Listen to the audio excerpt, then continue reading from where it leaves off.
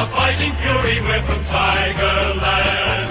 In any weather you will see us with a grin, risking head and skin. If we're behind, then never mind, we'll fight and win, for we're from Tigerland. We never weaken till the final siren's gone. It is draft night number 2, folks. We've had a pretty successful night for draft number 1, or draft night number 1, but we are back for the second night with a couple of picks still on the table for the Tigers. We welcome Grok and CB17 to the house. How are you, gents? Going well. Looking forward to it. I'm so pumped. That we're going to get through. This is going to be like 6 hours. If last night was anything to go by for 20 picks, we're going to be here for 6 hours tonight, everyone. So get a cup of tea, get your warm slippers on. It's going to be a long one. They're going to fly through it tonight. Yeah. Night two's a lot quicker. They don't do the whole background profile and interviews and everything. Less stuffing around. And I'm just, for full transparency, I'm on the AFL website tonight to try and keep up the speed a bit better.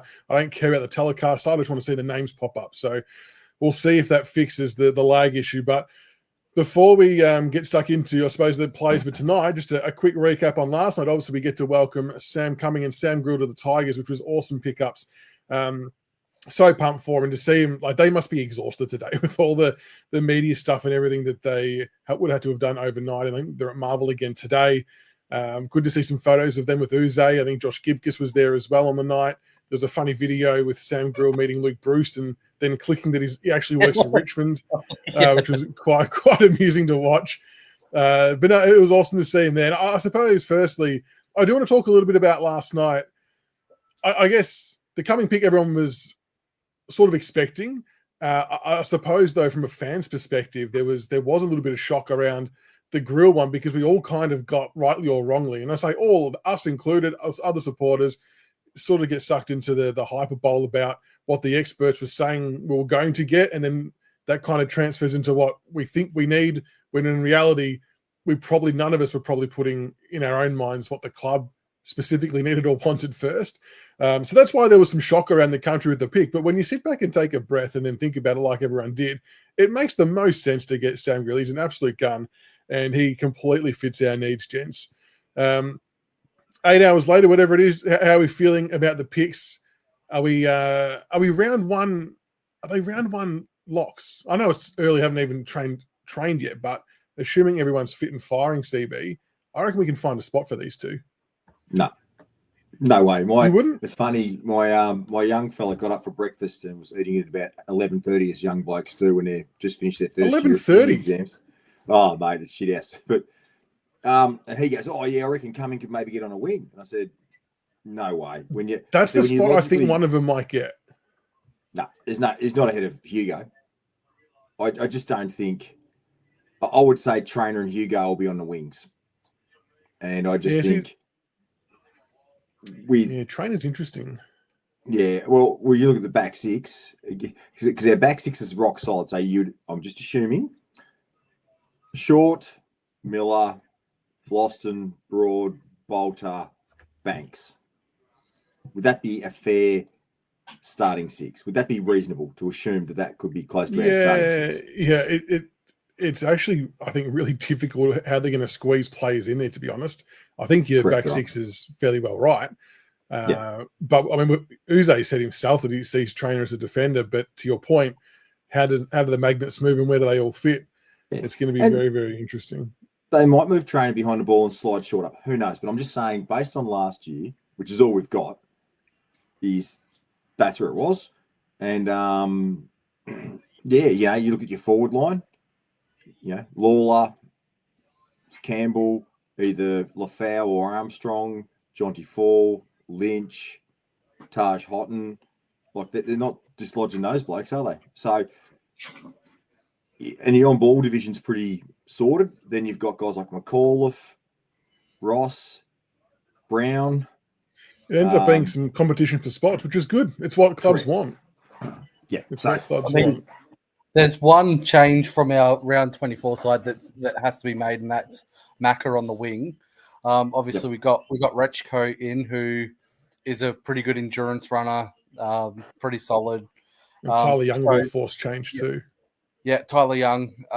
So there'll be spots there for them. I think if any of the two do play, I think it'll be Grill. I think his speed and his endurance will be something that maybe we will look at on the wing, or if not, as getting Trainer out. Trainer was the sub in that match. Maybe Trainer back into the back line, and with the fifth bench spot, maybe having Rechko there, and then having Grill as that fifth bench spot as the rotation. I think at least one of them play, but like we didn't expect players like Jonty Fall and Harry Armstrong to come in almost immediately either It's at the true. start of round one last year either. So plenty of surprises. But mate, Josh Smiley, if he's fit, he might get a look in early.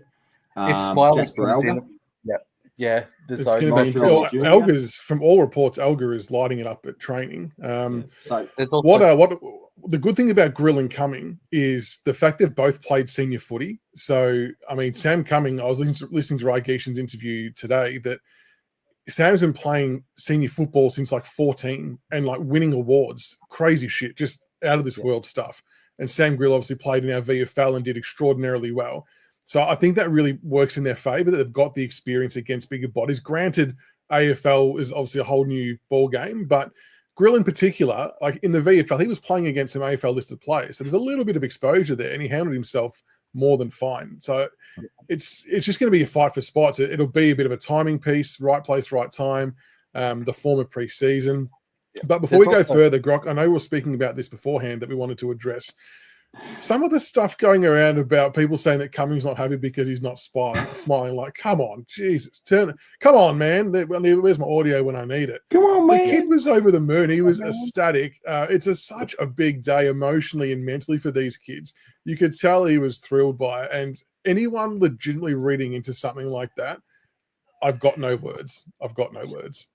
Absolutely. I mean, if you actually watched the draft telecast last night, when his name was first read out and he's greeting his parents, he had a massive smile on his face.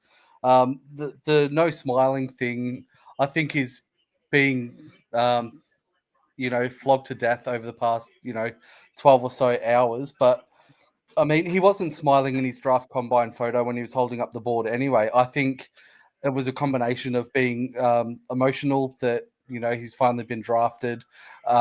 Also, he's got braces. I'm not sure if that maybe played a bit of a self-confidence or self-esteem thing as well, being in front of, a lot of people, being on national television cameras and everything as well. Cut your as someone who's had braces and you smile like beaming, you slice your lips. It's not fun. It's not fun, absolutely. But And he smiled. Honestly, we can't read into that. And he was smiling at the end when Ben Dixon interviewed him, and he thanked Ben Dixon at the end as well. He smiled at the end of the interview. So, again, I think it's been a bit of a beat up, and I know the no smiling thing's been a bit of a joke on Big Footy since we drafted Noah Bolter, who was the kick-started the no smiling. Are they going to turn out to be a good player or not, sort of thing. But again, young players, just give them a break. It's not the end of the world. Like, we've drafted him, just back him in now. Like, mate, Dustin Martin was known for his smiles for 15 years, wasn't he? Yeah, he was. So he turned out not half bad. And to recap, right, I didn't even mention Josh Gibcus in that defensive six. So my point being, so you talk about Tyler Young, we've got Gibcus, and even Campbell Gray. So my point being, we've got a bit more depth going into this season than we had last season because we've had a bit more of a cider on the kids. So that's why I never assume that anyone's a walk-in start because we've already improved the list from last year. So I don't know how the chips will fall. Yeah. There's also we've also got the borderline 22 players in the lineup. Like in the round 24 side, there was Trezise, there's Sonzi, there was Ross. I could see some of those coming out as well. Like Ross could be one next way. Yeah, Ross for McAuliffe, Sonzi may be forthcoming as that sort of forward that they're trying to get Sonzi into. So I definitely think there's a chance that they could play round one. Yeah, that's fair enough. Obviously, a lot to play out in the pre-season, so I'll have to see how it all pans out. But they're itching and ready to go. And like I said, the fact they played senior footy does help in their favour that they can be ready to go round one. But like sort of as Rai Geeshan alluded to as well, we're also not in a rush to get them to play, and that's the beauty of it. Like if they do have to spend a stint in the VFL, their time will undoubtedly come, whether it's this year, next year, whatever it might look like. And it's just then up to them to take it. So plenty of opportunities for them.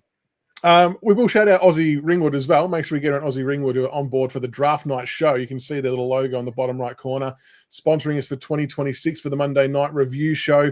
If you've got a home loan you want redone, or you've got to renovate, or if you're buying a new house, even like what I'm trying to do, feel free to get in touch with Liam from Aussie Ringwood, who's a mad tiger nuffer. He's all over the draft stuff as well, and he'll be happy to talk footy with you in the meantime. So Aussie Ringwood, thank you very much for jumping on board and helping out. And I have gone through the list of the entries for the competition for the $200 KO voucher. I do need to confirm with one person just something about the entry, because out of all the entries, there's one that had the two names of the players but not in the right order, and there was another one that had the first name in the right spot. The second name wasn't really written well, even though it was typed. I think it was Grill, but I need to sort of clarify and make sure. So I will come back to everybody with an announcement on the winner once I can verify all of that. CB has ditched the cricket for the draft tonight. Everyone's cottoned on to that. Very good. Yeah. Diamond Duck for CB. This one was good. They've already been dismissed. CB caught behind. Give it 2 more days before a 14-year-old takes me out with his 60-kilometre-an-hour heat. So that's very good. It was very good to get both the Sams on last night. It was awesome to have both the draftees jump on. And again, we thank the club massively. Just for full transparency as well, obviously, I saw pick in and I freaked out, but it's a recap of last night. So the Relegation chat is happening on Tuesday next week. We've had to pivot a little bit with what was meant to be happening, and it's actually going to probably be done as a live. So he's going to sort of log in like what you blokes do. It'll be during the day. So we'll get some questions put together. All of you feel free to send them through to me on DM or whatever, and I'll send them across to the club and make sure everything's all okay. And then we'll do a live on Tuesday with Relegation. So make sure you keep an eye out for that. Speaking of Rye, a few people have sent through some questions, gents, about him. Where was it? Jones Racing. Thoughts on Rye's comments on the drafting system? Did either of you hear that in his interview at all?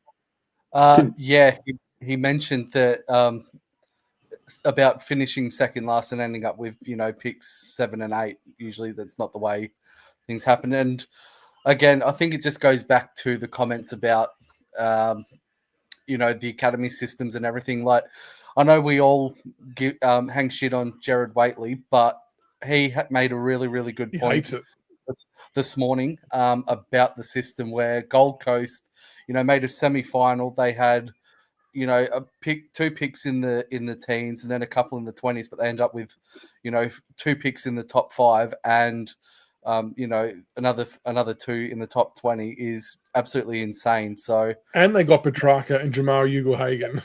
100%. Look, granted, I suppose Gold Coast argument's going to be they also coughed up players to get those picks, which is fair. But what's actually going to end up happening is very similar to GWS. It's going to be a perpetual cycle where they're going to get rid of their high-end talent for more first-round picks, and it's going to be never-ending. They're going to have a infinity load of first-round picks because of the cycle that's going to develop. Yeah, and what Jared Watley correctly called that out today. So yeah, he was pretty staunch with it too, wasn't he? Well, it doesn't. The optics look pretty bad, don't they? You can finish second last, and a team that makes a semi-final absolutely nuts the draft, and you've got to go back X amount of spaces. So I think the criticism was fair and justified. Would be my take. Oh, 100%. And I think is it St Kilda's president has been sort of on about this in a similar way for a while too. I'm not sure what other clubs have been on board, but obviously the rules are changing next year. So, I mean, that's going to be good, but it obviously doesn't help for them now when, teams got pillaged. But it was also good for Rye to then kind of back it up with, but we're still very happy with the 2 kids that we've picked and we've got no qualms with it, which is good, which is like back the boys in. So how would you guys, if you could, how would you change the academy system? The reason I ask, I saw a comment on Twitter or X, whatever you want to call it these days. They were saying, how they break down the fixture, bottom 6, middle 6, top 6. Yep. They were saying if you finish top 6, you can only bid on one player, middle 6, 2 players, bottom 6, 3 players, and I think that would really sort out someone like Gold Coast, where they'd have to prioritize. Okay, do we go Patterson or do we go Hewland? They can only go for one. I think. I don't mind that, because I think if a club finishes in the bottom, let's say for example GWS in their early days where they were absolutely putrid, they'd need all the talent they could get. So getting 3 academy, I don't think anyone would budge. I think everyone cracks the shits when it's a good side or a premiership side or a side that's been right up the very top of the ladder or the pointy end of finals, and they get access to 1 or 2 of the best kids in the draft. That's where the system is broken. Yep. Bulldozer 000. If that message is real, give the man a hug for me and say I have 0 regrets over giving him those 3 votes. The famous 3 votes. I just want to bring this one up from Paulie too, just while we were showing Sam Cummings some love earlier. This is a great stat, by the way. He won the under-18s MVP as a bottom ager. I would have a strong guess that not many players have done that. I think people are selling this kid criminally short. And I saw a really interesting post on Big Footy from, I think it was Toadvine, who was quoting Riley Beveridge, that last night apparently Riley Beveridge was speaking to a few other head recruiters from other clubs, and a lot of them rated Sam Cummings as the 3rd best player in the draft. So he's an exceptional talent. And I don't know whether some people were sleeping on him or not, or just hadn't cottoned on to how good he's going to be, but he's going to be something special. And like I said, I've just always had this vibe that he could be the best of the lot when the timing's right, and has that sort of captaincy vibe all over him as well. Not to heap pressure on him, but just those kind of people who lead on the field as well. I think he's going to be a ripper. That's also a good point from Jonesy as well. People with the grill selection, I know people are, not very happy, but he did captain Vic Metro, captain Camberwell as well, captained a lot of his school side and junior footy as well. So he's a natural leader. And I'm happy to cop shit for this, but I'm going to put it out there because I did read some commentary around as well. We went Cumming and then we didn't go Roby because Cumming was a superior version of Roby. So think about that. So there's no point getting 2 of the same. So it just makes more and more sense when you look at what we did. So I think Melbourne on the clock as well, gents. I just thought I'd throw that out there quickly. Yeah. With Roby's strengths, Cumming also has those strengths. The big difference though is Cumming also is a much better overhead mark than what Roby is. Yeah. No, I think we've done well here. So, with North Melbourne on the clock, let's quickly talk about, are there any players we're hoping slip through? I'm personally hoping for Sam Allen. I have a gut feel, though, that Leon Kickett is the one that we keep talking to. But again, the ones that seem to make the most sense because of what's been said publicly aren't always the ones that we're going for. I heard probably about 3 o'clock today that it's they're still tossing up, but they're leaning towards Kickett or Emmett. Emmett, so there's the possibility for another ruckman. Yeah. Who does everyone in chat want? Put your best guesses in. Is there? So we have 4 picks. 2 picks tonight. Do we think Kickett, could he last to 61 and we could use 31 on one of these sliders? I don't see Kickett being there at 61. I just think his upside is too good. Pick is in for Kangaroos by the look of it on the AFL app. Yep. And then there's the Louis Callaway one as well, which will be interesting to see if the bid comes after our 31. If it comes at all, maybe it gets to the rookie draft. I still really hope we do get him. I think he's got something to add. Yep. Thread gold there for North Melbourne. Who they go? They thread gold. Yep. How is yours so ahead? You're about 10 seconds ahead of me. You're 10 seconds, as I've got it on my phone. And from when you called it, I'm 10 seconds behind you. Jeez. That's actually a really good pick for North Melbourne with, I suppose their backline's been something that's been maybe criticised a little bit. I know, they can't expect Blake Threadgold to come in and make a difference straight away, but I think that's not a bad pick. It's a pretty good get for them. There's no love for the poo for us? Well, it depends who you ask. If you ask the Pooh, he said there was plenty of love for him from us, that we were the one who showed the most interest. Yeah. Apparently, yeah. Ross Lyon as well really loves him as well. The But Pooh. St Kilda don't have a pick before us, so I doubt. So that's what's going to be interesting, isn't it, Grok? Is if the Saints try and trade up with anybody to get ahead to take Javan Philippou. Bulldogs on the clock. So there's still. I'll tell you who the Bulldogs might. I think they would be wise to take a Noah Hibbins-Hargraves. Although, I mean, if he got to 33 for bloody Geelong, that would be a good fit for them too. North of taking Alpha Will Dingo. Firstfield. That's an outstanding name, actually. I do like that. The Alpha Dingo. Yeah, I don't have KO, unfortunately, Cam.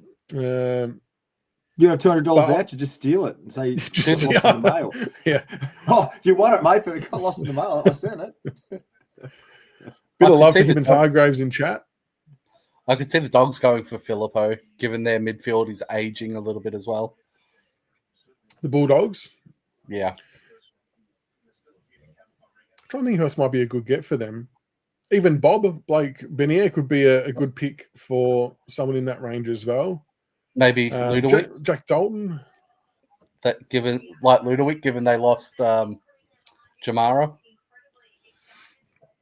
Now, is there any, I haven't done the math on this yet, but is there any bids that could happen before our pick that would slide us up again? Not that it's going to make too much difference. Someone was saying Carlton was Williams. looking to make a deal with us. Who make a deal with us? Carlton was looking to make a deal for us to swap 28 for 31 or some shit. So, what do they want in return, though? who knows? They might probably Noah Bolter or Nicolo's saying there's a big smoky coming up by Richmond. I mean, if it's kick it won't be a. See, this is the thing. If it's kick it won't be a smoky. If it's anyone else, I think by definition it probably is a smoky. It seems all roads pointing to Leon Kickett, aren't they? Does it be Riley Onley, given we passed on Sully? See, Onley's got good pace as well. He's actually got good speed, but is he too similar to Josh Smiley would be my only question. That's the thing. Matt Larray's a good shout as well. It's Matt Larray and Allen. And who was the other guy from Oakley Chargers? The captain? Is it Burton? There was someone else there that I really like, but Sam Allen's the one I'm hoping for here, folks. But they absolutely are, Damien. Get around Aussie Ringwood, leave it Aussie Ringwood, kicking goals. I mean, Sam Allen was Oakley captain. There was someone else then.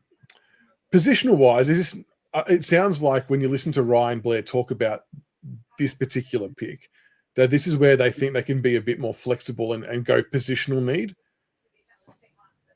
So do we think, is the small forward a positional need? We've got Jasper Relga, Steely Green, Morris Jr., Ryan Mansell. We've got 4 rucks on the list too. We got 4 rucks. We got Snack Nank. Yeah. Nank, Samson Ryan, and you've got Sims. Sims and Ryan, I wouldn't really class as ruckman. They're pinch hitters. Well, he's forward ruck, but he can do the job. Whereas someone like Emmett's more of your actual ruckman forward. I think I'd be shocked if we went Emmett from a positional standpoint. Yeah. Small forward, though, back to your question, I think how many of the small forwards we have are genuine, small forward crumbs and have the ability? They're usually really good at one thing and not the other. Like Morris is really good at getting involved, but Lewis Emmett anyway. Yep. Lewis Emmett to the Western Bulldogs. And to someone else's point, yes, he did train with us in the off-season a couple of times. Yep, as part of the AFL Academy. Louis Callaway trained with him as well. Emmett off the board. Okay. And this is that. Yep. Interesting. So Bulldogs obviously got Tim English as ruck, and Rory Lobb does the other rucking, doesn't he? There's no one else in between, is there? He was so versatile, Michael. You should have listened to us. Roy, I know you were ahead of your time, CB. I know you got sledged for it, but you were ahead of the game. Blues on the clock now. Interesting to see what they do here. Now, Lewis Emmett, and I think he did some work in defence as well, didn't he? Is that right, Grok? Lewis Emmett later in the year? Yeah, he also can go forward as well. So he's really versatile and the tall. I think he'll be a really good player. And I suppose the reason for his slipping is he actually had a really good underage year, and it kind of just tailed off a bit in his top age year. But I don't know whether there's just some natural inconsistencies with some of the taller guys potentially. But at least they've got some flexibility to play him. Yeah, and I think that's why we did go so heavily with the talls last year, because this year there hasn't really been many standouts in the way of the talls, whether it be the defenders or the forwards. There were a few ruckmen thereabouts who, first and second rounders this year. So I wouldn't be surprised if we take one. But again, I do think cricket is the one that we'll definitely be taking. Hoggy joining from Singapore. Welcome from Singapore. It's interesting, like, I know we've been talking to kick it, but with the first two picks that have gone, there's still going to potentially be a Hibbins-Hargraves, a Philippou, and Ollie Greaves. Ollie isn't gone. Ollie Greaves is still on the board as well.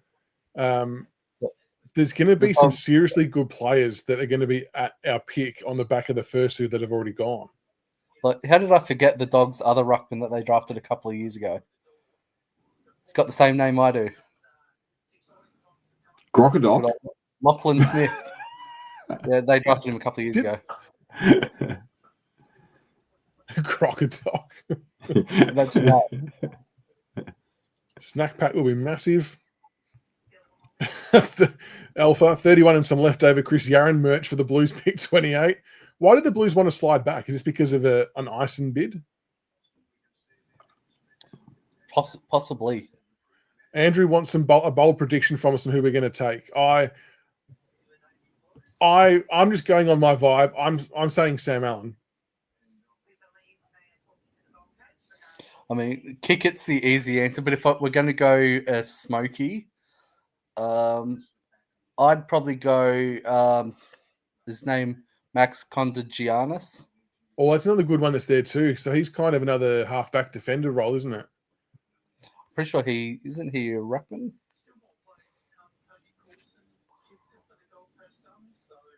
Mortal Wombat wants Philippou. Oh no, he's a defender. No, MD, his lighting hasn't got worse, EJs. Cam, picking Callaway now would be a genuine shock. I mean, I think we could use the 61 if need be. Apparently the Blues are on the phone. I know Nicolay, but they also stated they really love Xavier Taylor and a few others. With a lot of love to Ryan Blair, I don't believe much that comes out of their mouth. So Gold Coast are now selecting before us. So it was a trade with the Suns for some picks.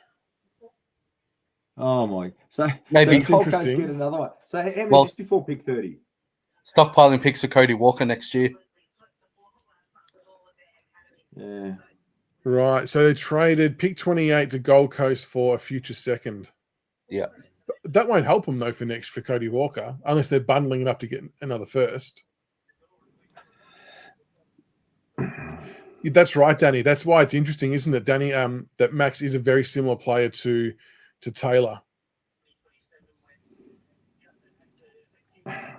Oh no, I didn't tell that story yet, Lachlan. I didn't. Okay, so people were asking me about the story about why I got fired over a George Foreman grill after on the back of talking to Sam Grill about his nickname. The short version of it is I was working at Athlete's Foot at Fountain Gate, and the franchise owner didn't like people going out the store for lunch. He wanted them to stay in store at the back, which is a bullshit. I don't think you can do that legally, but there's cameras on the floor and stuff. So he supplied a George Foreman grill, and then me and this other guy were in one night, and we went and got some snags from the shop and put some sausages on the George Foreman grill, and it actually stunk out 3/4 of Fountain Gate. There was calls to centre management and all kinds of stuff. And yeah, he wasn't too happy. Fired me, didn't fire the other guy who brought the sausages in. 10 years later, I was invited to like a reunion, and there was people there I'd never met and didn't even know that were recounting that story, not knowing who I was in a message. So they still referenced it down the path. So there you go. Gold Coast have picked Avery Thomas. Interesting. He is very athletically gifted. So he's from Tasmania. If you look at the combine results, he got some pretty good scores in the combine. So West Coast, are they going to go for a homegrown, or what are they going to do? I mean, I'm just still a bit blown away with what players are going to be at our disposal at this 31. This is incredible that some of these players are being passed up on. What type of snacks? The honey bee?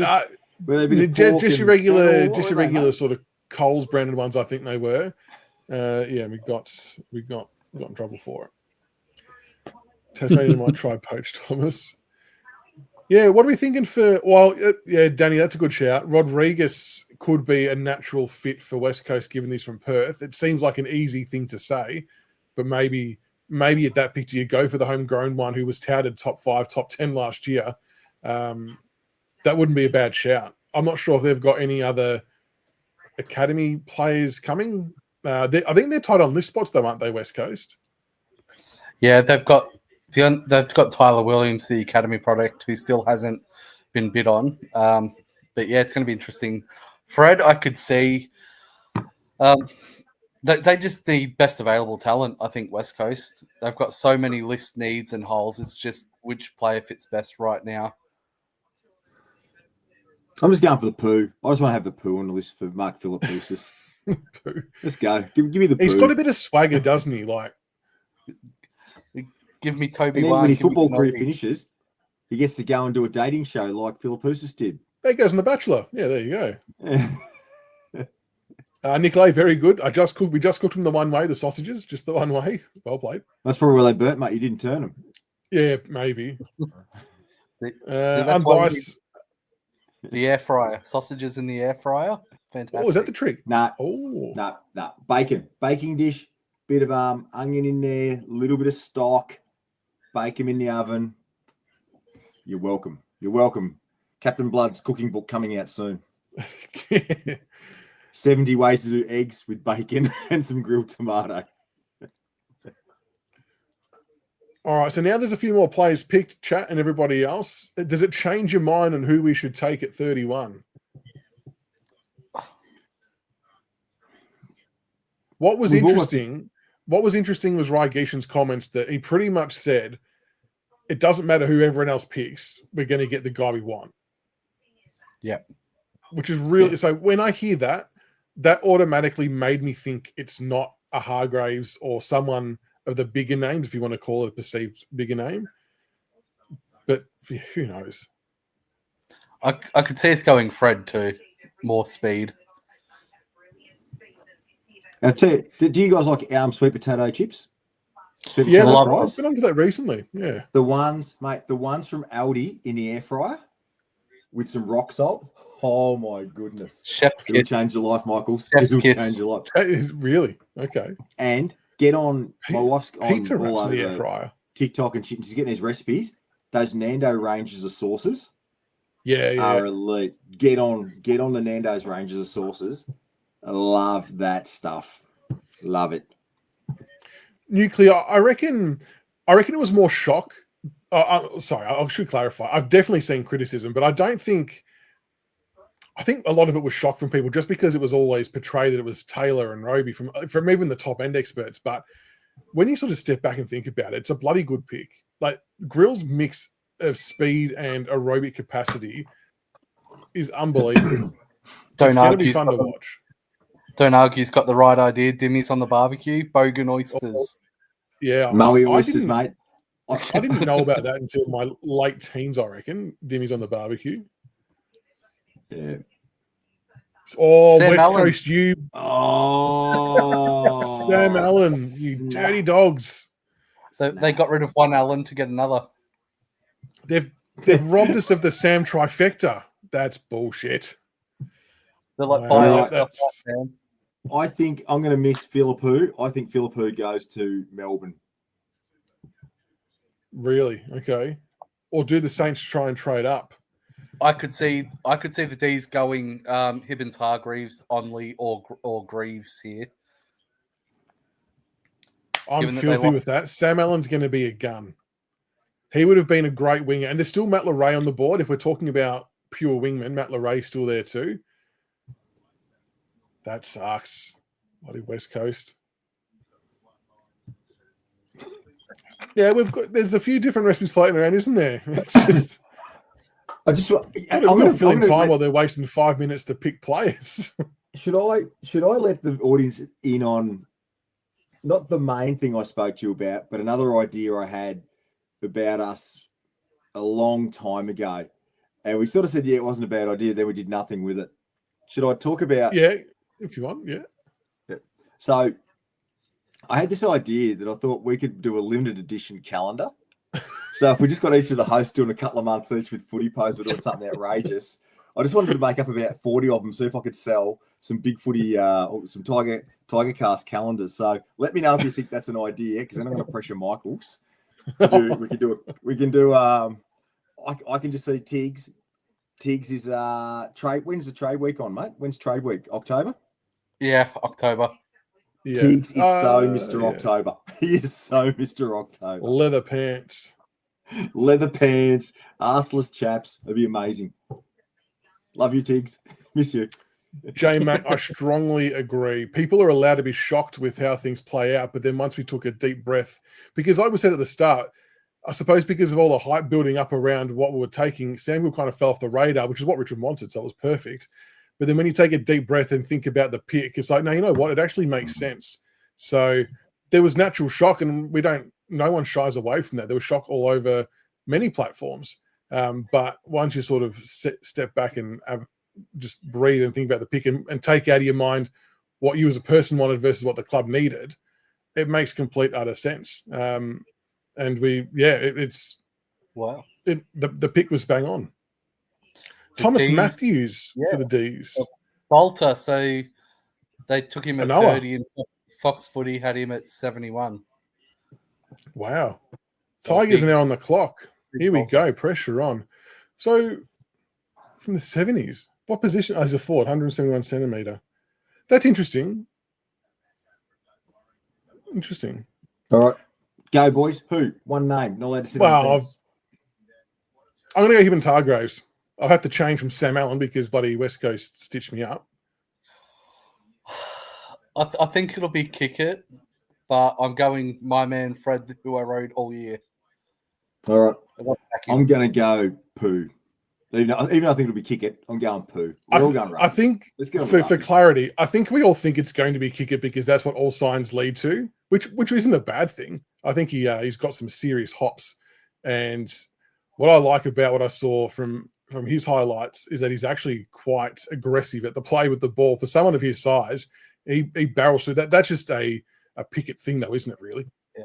His shot is Bolton with the actual defensive mindset.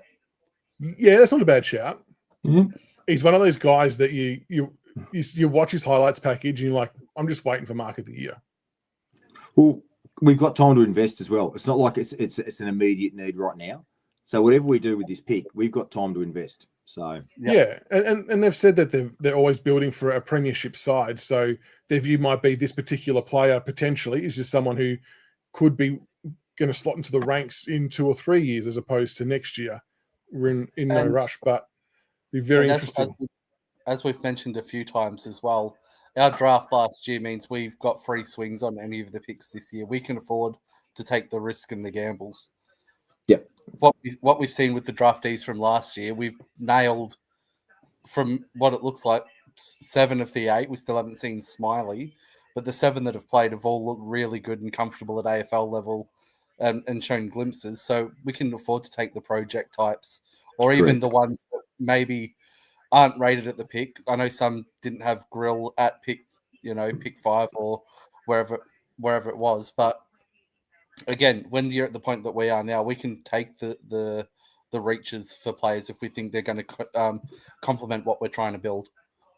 And that's what I think. I think it's going to be a future pick. It's going to be a future. This one isn't going to be a now. This is going to be a project what we think we need in 3 years or whatever, 2 years. Still some. And if we do take kicker, which is fine, there's some epic sliders. If anyone's got the Fox Footy broadcast on, Mick Ablett just says that we want another running halfback type. I don't think we do. We love Not at the them. moment. We've loved them all our lives. Apparently, no one's on the phones. Peking says. Yep. So yeah, nothing. Bulldozer. Yeah, we can. Yeah. So we've still got pick 61, and I think it depends on when the bid comes, if it comes after this pick, because we get a discount which will absorb quite a bit of the points, and we would go into second round deficit, which would be minimal, and which could have the list spot. And I mean, the other thing as well, he could slip to the rookie draft, which I kind of don't see happening, but you never know. It just and as Rygeishan said, it just comes down to the other clubs and who they're gonna pick or when they're gonna bid. Who is it? Selecting. Pick is in. Here we go. My screen hasn't changed yet. Still say nothing, Grog. Give it. Lewis Emmett was probably the other ruck option that was on the table that went to the Bulldogs. So I'm not too sure if there's other ruckmen this deep in the draft. To be totally honest, it's probably not a position I'm looking at Grog's face. I'm not sure. I'm ignoring the chat. I don't want to see the chat. I'm just looking at Grog's face. I'm just looking at the screen, waiting for the word "selecting" to change, and I'm still waiting for it to change. Zane Puka. Is it pronounced Piker, folks? I can't hear the audio for the. I'll rewind it. I'll see. Is it Piker? South Australia. Here we go. South Australia. Okay. I don't know. This is one of those in Blair and Rye we trust, because I'm not sure anyone's heard of this person. But South Australia, Westwood Torrens, so teammates with Jack Lees. Oh, you've got some highlights on here now. Here we go. Yeah, they pronounced it Piker. Piker? Okay. What is he? 180 centimeters forward. Geez, all the smoke screens with bloody kicker. We're throwing out smoke bombs everywhere. I'm just watching the highlights, Nice little cheeky sidestep.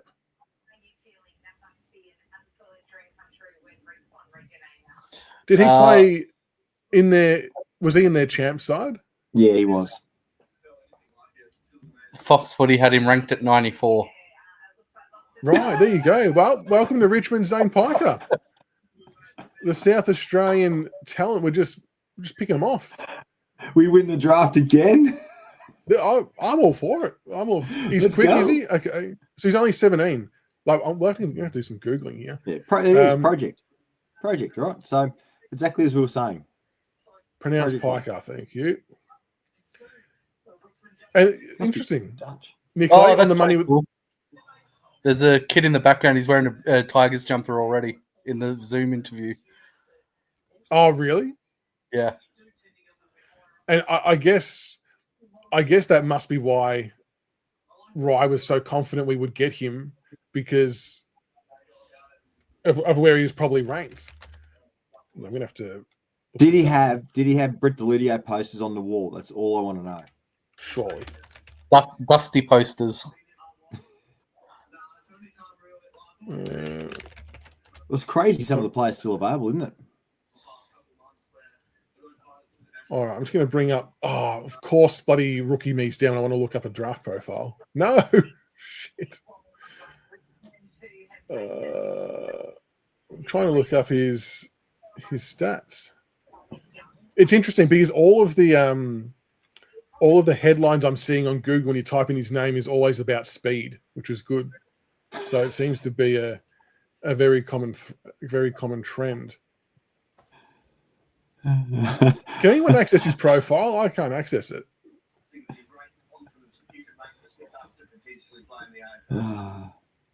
So we're okay. So still a bit on the board, yeah. The kid has 16 other jumpers. Welcome, Zane. But what I'm going to say, and for people, and like obviously a lot of us don't know who this kid is, and that's okay. We're going to learn a lot about him very quickly, I imagine. When you listen back to Rye's interviews, they speak very, very, very highly of Sam Cousins, who looks after our WA and SA talent. And I think it's one of those ones where you got to back the talent guy in to have identified someone that could be maybe a mini project player. Yeah, that's right. That's right, Alf. We have done a heap of work on the SA crop. And I think that's a little bit down to Sam Cousins. Yeah, the Pies have got some players to pick from. Oh, there you go. So Pommy mentioned he was a bit of a dark horse, didn't get the same coverage as some of the other players. Good-looking rooster. I think everyone's trying to get on Rookie Me. It's crashed. It's crashed. Everyone's doing the same thing. It's crashed. I'm trying to get on. It's coming up with 5 gateway error. Yeah, I caught that too. All the Richmond supporters are just fucking like, who the fuck is that? We've loaded the servers up. Wild scenes. Small forward who plays midfield. Interesting.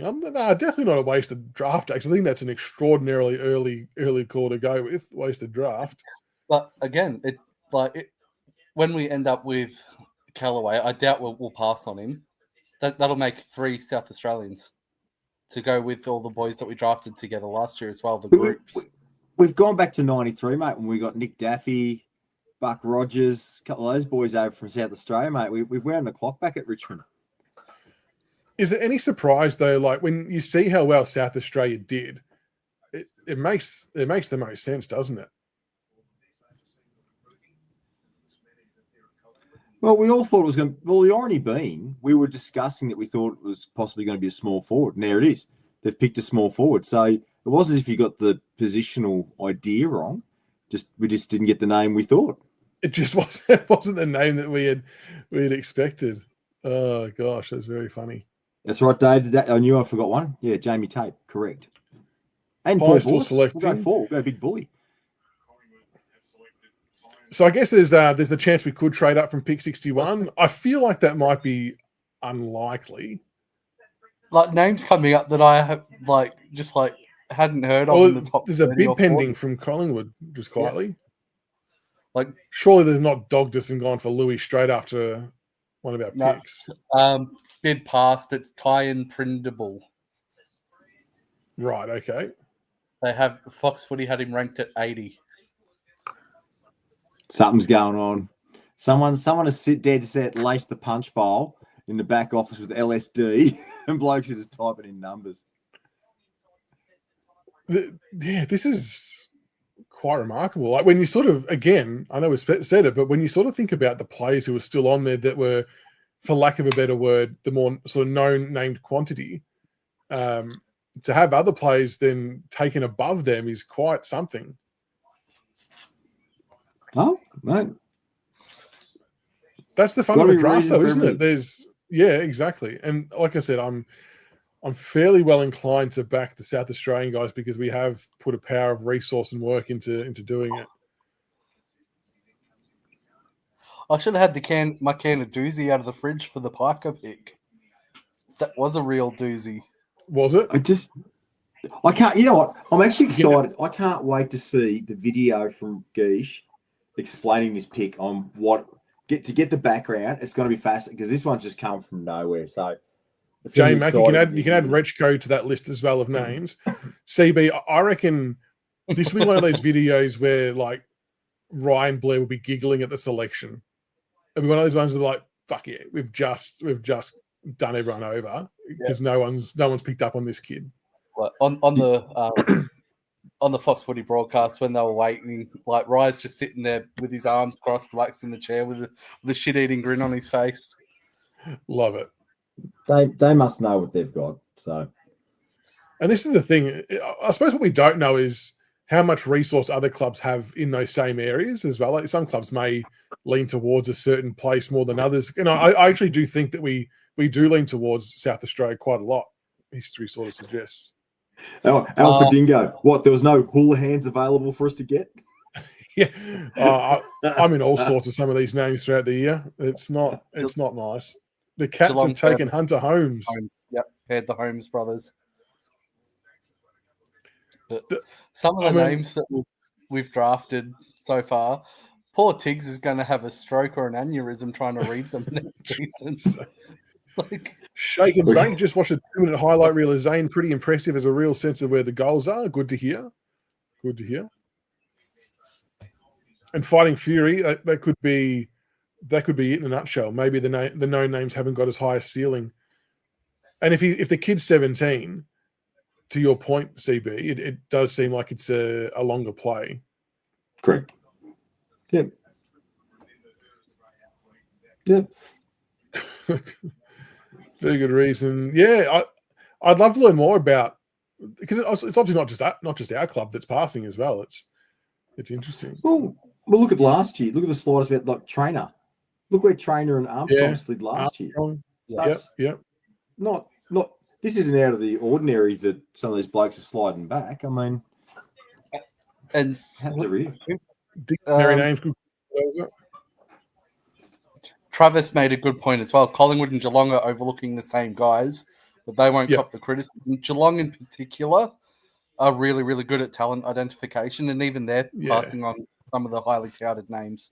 And I remember saying a few times that I always felt that him and Targoes could be a great fit for them, just an icing on top player to come in and do a role. So if they don't feel that, then that's same as users just said watching the highlights reminds him of Nick Watson. Interesting. Oh, I'd love to have a wizard. We need a wizard. Well, I say hopefully he's a better bloke. Hopefully, see, part of me wants him to be a better citizen or like a more likable bloke, but part of me just wants him to be a complete knob as well. So like opposition fans.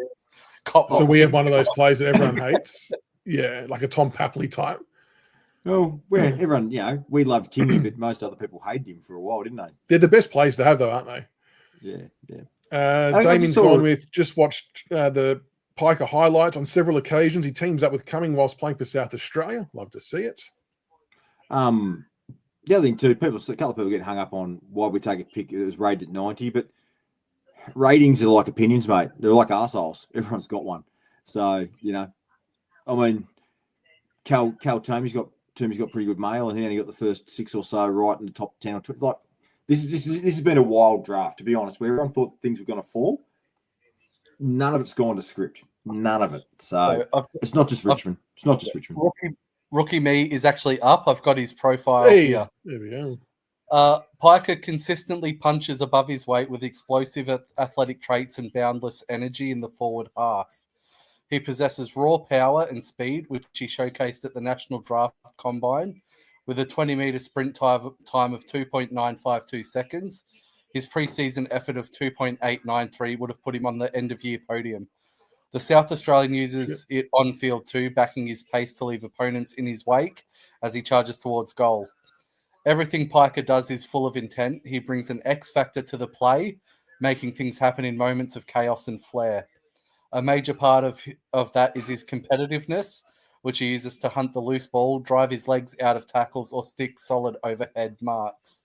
His core strength and compact frame also help to generate opportunities, with the tough, small talent able to roll with the hits and continue barreling forward. They've got his strengths as energy, hurt factor, kick penetration, power scoreboard, impact and speed, composure and endurance as his improvements, and his athletic and on-field profile. Aerial is average, agility average, endurance below average, speed elite, strength above average, ceiling above average, consistency average, contested above average, and disposal average. So there's a lot of things you can train and teach in there, right? So, yeah. Yep. No, let's go. The thing that I really liked was the stuff about using his speed to hunt the loose ball and being able to break tackles. Yeah, we don't do that very well as a collective, typically. It sounds a bit like the profile for Jasper Alga last year. Yeah, okay. Interesting. Especially what we've got, so we've gone for 2 absolute hairs. 2 out of 3 picks is absolute blinding speed. Which... There we go. Hawks have now got a pick, so there's been a deal as a supporter base, we identified speed as what we needed. So, Rational Romans, Dylan Alexander says that Piker is extremely fast, hard at it, and sets up goals. He likes him. just on Dylan Alexander, I was talking to him today. He was actually over the moon with our picks. He loves the picks that we've got and reckons it's extremely balanced and well thought out. So he's a big positive tick for our drafting as Dill. Yeah. I watched the Dan Does Footy podcast, their recap of night one, because they did the live stream as well. Yeah. And when Grill got named, like the roar that went out of Dill Alexander was insane. Like he loved it. Yeah. Well, like I said last night, I think he had him ranked number 4 in his rankings. So he thinks very highly of him. Hawks trading up here is interesting. This could see, again, they're another club that I think would be a really good fit for Hibbins Hargraves. Hibbins Hargraves, Ludowick, or Greaves here, I reckon. And Hoops, that's not a bad call. That Leon could be there at 61, but then that would then put Callaway in a little bit of jeopardy as well. Jack Dalton. Oh, Jack Dalton. Okay. Dalton thought he'd be bigger. It's another movie reference. So we averaged 25 disposals, 1.5 goals, and 5.5 score involvements. That's pretty handy, isn't it, Cameron? That's a good stat.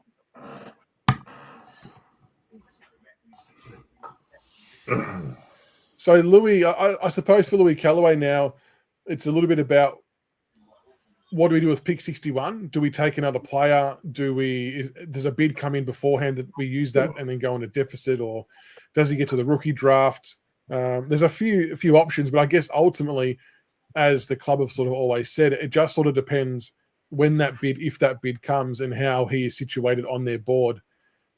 Maybe being South Australian, that's giving him a bit of an advantage, though, with how we're drafting at the moment.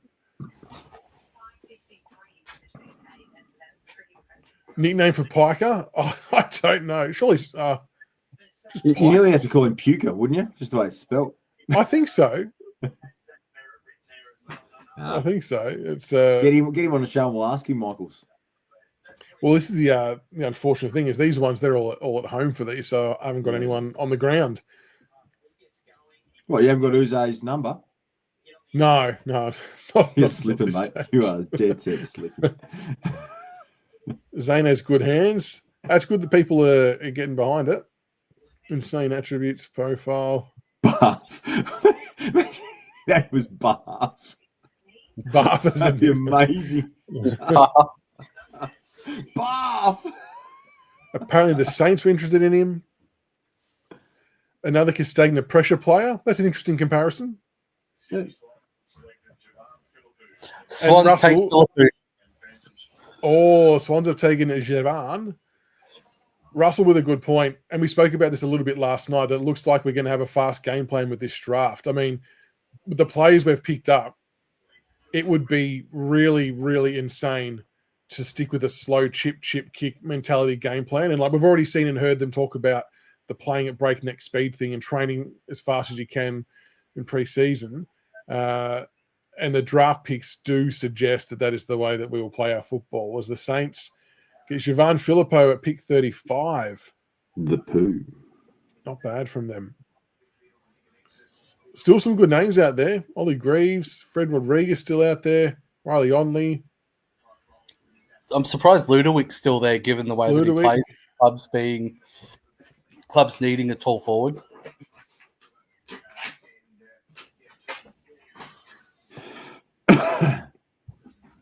Insane into membrane. Yeah, absolutely.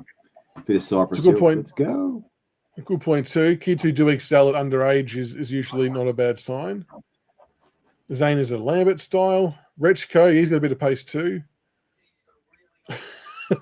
Rich, that might be what you were laughing at before, CB. I was laughing, yeah. Thank you for your attention to this matter, Richo. Just for the record, the reference is when Trump posts on Truth Social, he finishes most of his stuff off with thank you for your attention to this matter. So now EJ and I and a lot of our correspondence privately, we just each other, we finish our messages off with thank you for your attention in this matter. So it's good. Time to So you're in the Bombers. So what are you in the Bombers need now?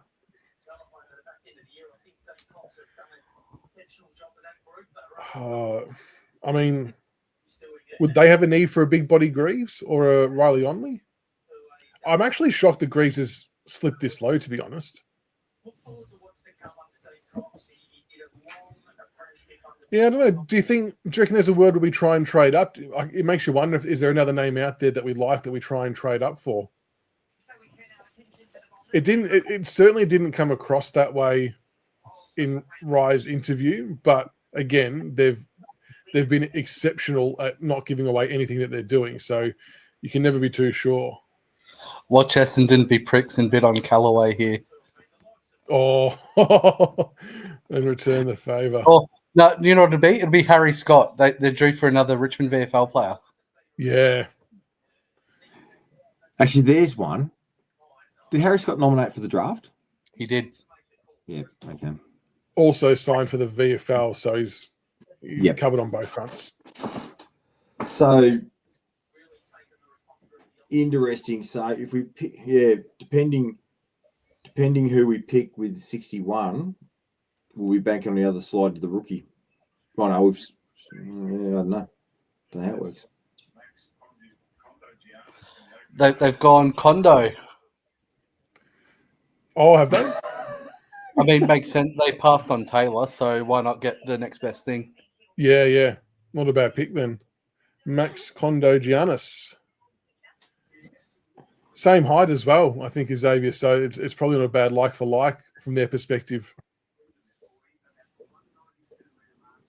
Sophie, welcome. We got Zane Piker from Woodville, West Torrens, South Australia. Small forward. As expected. To the point where Rookie Me's website broke because everyone was trying to jump on and find out who he was. And again, we've just smoke bombed everybody with the Leon Kickett stuff, which is fascinating. They've just made the player comparison with Condo Giannis and on Fox Footy. Nick Vlosten. Really? Okay. Yeah. Condom Giannis. What does this pace mean for our normal midfield setup, Paulie? Well, the midfield setup needs a bit of an overhaul, doesn't it? I think that... No, we're still rolling with Prestia, Hopper, Taranto at the first centre bounce next year. Don't worry about it. I think we will. I truly think we will. No, actually, I think Lawler will be there for the first centre bounce, but we will have to get creative soon after that and shift some plays into some different spots. It'll be at that point that Captain Blood needs a new TV set 30 seconds in, so I've kicked in my TV set. If I see Prestia, Hopper and Taranto in a starting midfield next year. Ben reckons Pies will go Greaves. Ben, what's putting teams off Greaves? He's slow. He's finds the ball well. And actually not a bad kick for goal too. Yeah. He didn't really test well in any of the athletic traits and where the game's going now. Slow sort of mids aren't exactly a pressing need for a lot of clubs. And I guess it's a little bit about clubs trying to anticipate where the game's going too. Well, because exactly Greaves, right. Ollie Greaves didn't do the initial combine test because he was crook, I think, but he went and did like a secondary test, I think it was. And apparently clubs weren't very happy with the results. Oh, weren't they? I think I only heard about the 2K. I didn't sort of hear about any of the other tests. Bulldozers can't wait for Brownlow night when they try and go with Piker and get that one wrong.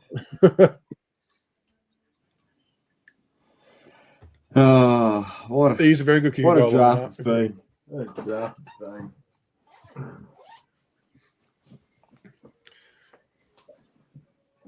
I wouldn't be against, like, if Callaway does get to the rookie and no one bids on him before 61, I'd like us to take Harry Scott. I think that'd be a fantastic reward for him. He can play too. I think Hoops put in the chat before that if we get past pick 38 here without a bid, that it's just a list spot. So the pick-wise won't matter. We'll be able to just match because of the discounts and whatnot that come into play. Was that right, Hoops? Is that what I saw, Shan?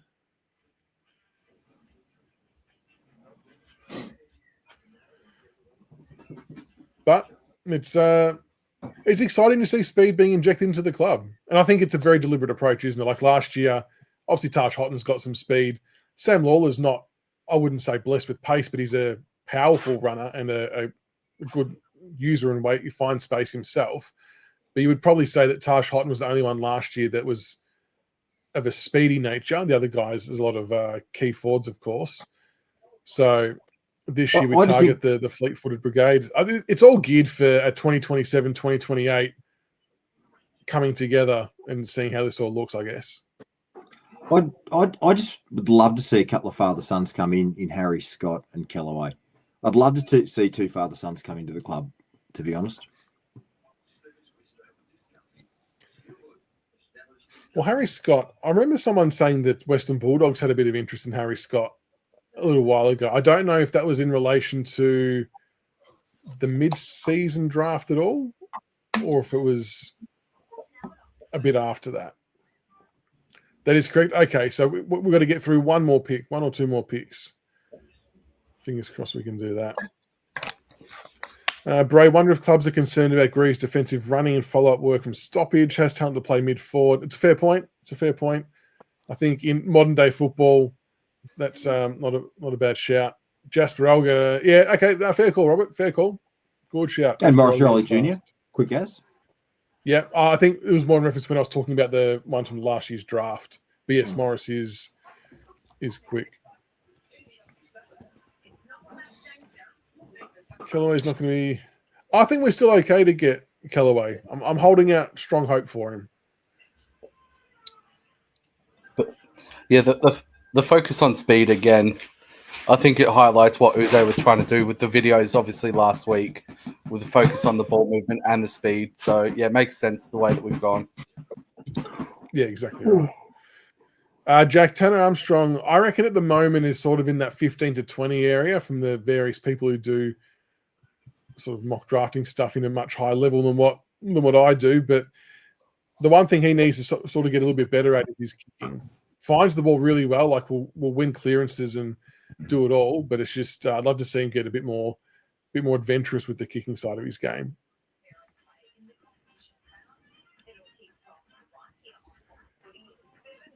Only will be in and amongst these picks. Rookie me's crashed again. Collingwood. Rookie me's crashed. Come on, Collingwood. Surely when it gets to these picks, just make it 2 minutes. Rookie me, dud the list. Pies were really big on Onley. I could see him going here. Jasper Elga's 20 metre was 2.931, same as Grill. At this stage, so Jake Lees and Daffy, yeah, it's really hard to gauge. Like, I do think that Jack Lees could be the better one of the three. Archie, I reckon, is going to be a late bolter in terms of our father-son prospects, just because he's on the younger side as well. If I was to have a really wild guess, at the moment I'd be saying in like that second round range. So this is where I don't know what the implications are going to be with what our pick hand is for next year just yet. Yeah. Where's the cat, Rock? Where's the cat, mate?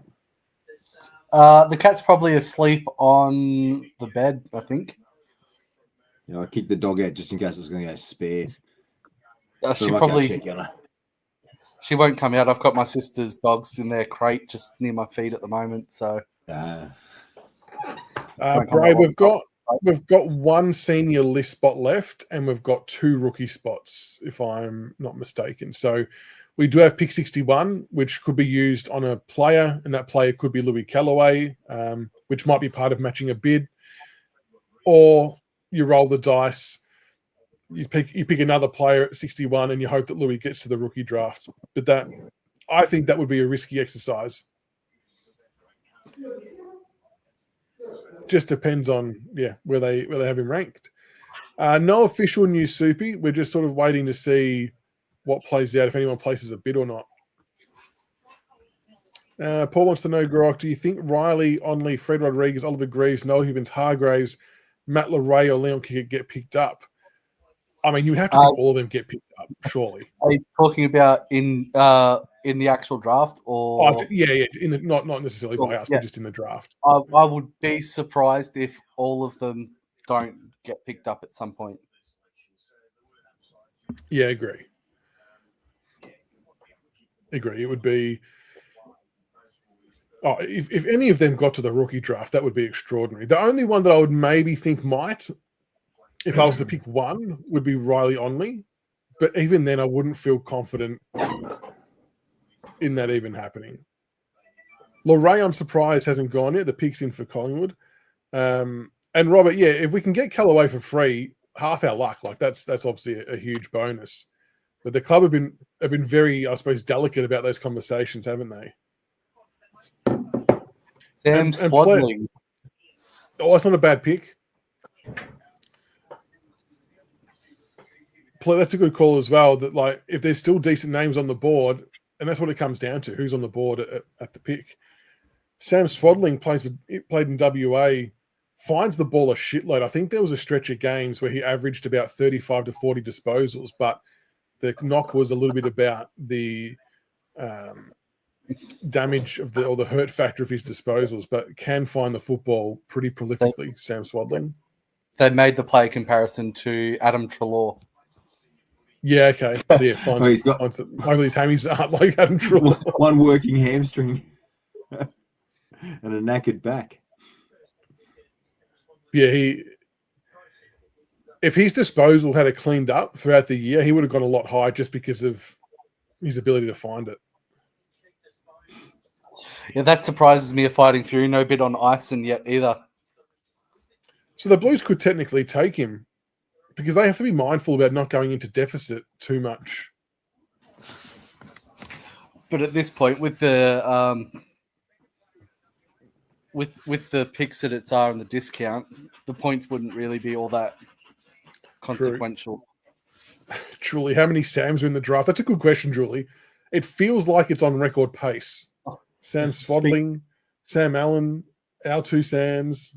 Speaking of, did anyone see the Richmond FC's post with the player list with the thing? They changed everyone's first names to Sam. Like Sam, yeah, it was like Sam Boston and everything. And Julie, just confirming you're taking 2 calendars when they come out. Just confirming that, mate.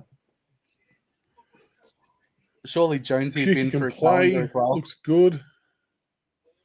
We have 2 rookie spots, Togno. What is the max list size is what, 44, 46? 44. Yeah, 44.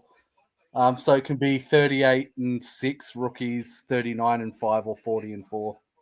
Yeah, a few different combos. Cameron's changing his name to Samarin. Samarin, yeah. Surely Carlton, they're selecting. They better not bid on Callaway. A trade? Brisbane on the clock. Oh. Really? I've still got Carlton on mine. So the rookie draft column is tomorrow, I believe. Yeah. I don't know what time.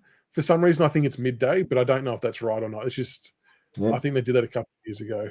So trade. So now we're going to wait 8 minutes. 8 minutes for one pick. Yeah. So Brisbane get pick 38 and give up pick 50 and their third rounder next year.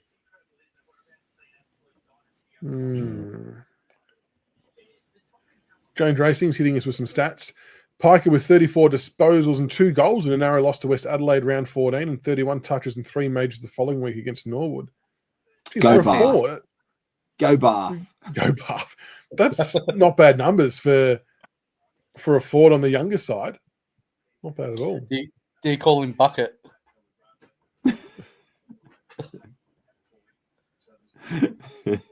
Yeah, Soapy Sam, you could be a chance to get drafted at this rate just on your name. And Fighting Fury makes a good point. Like, what does this say about Ison? They keep trading out of spots. Wonder what they're going to do. I suppose they can bundle up these picks next year and try and get up in that second round and then maybe bundle up again, get into the first round. They obviously set themselves up nicely with the Charlie Curnow trade too for all the Walker shenanigans. You still talking to the boys from Big Ant, Michaels and Ross? No, not for a while. No, I think they just released a cricket game, Cricket 26. Got it today. Downloaded it and got it today.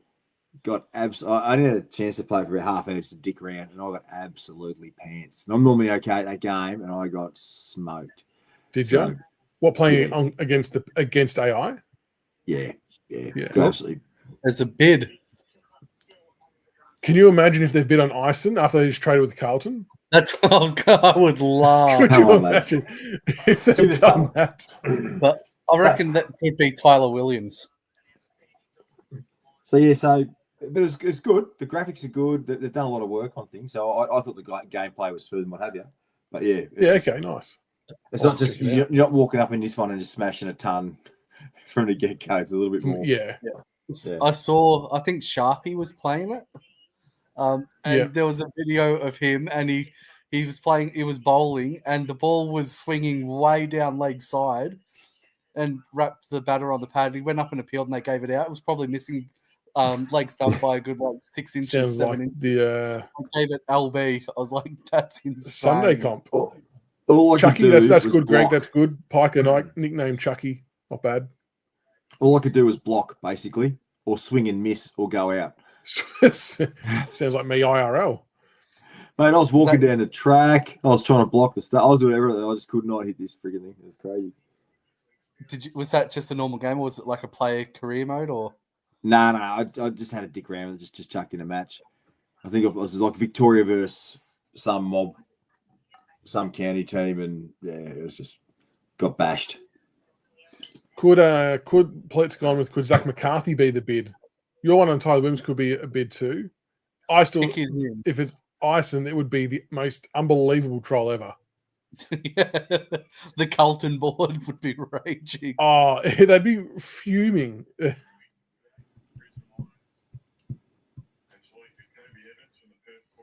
I still don't like how they don't tell us who they bid on. Is it Kobe Evans? They used to do it. They used to tell you who the bid was. And they told you what they used to absorb it as well. They haven't done it. Luke McGuan. No. Now, Dingo, you might say McGuan, but we used to call him McGunn. Yeah, McGunn. Luke McGunn. I think the McGunn nickname got dropped after the Freo game where he fresh aired from the goal square and hit the post. Good times. Great days. He was good without the ball. He was just poor when he had it. So what do you know about Kobe?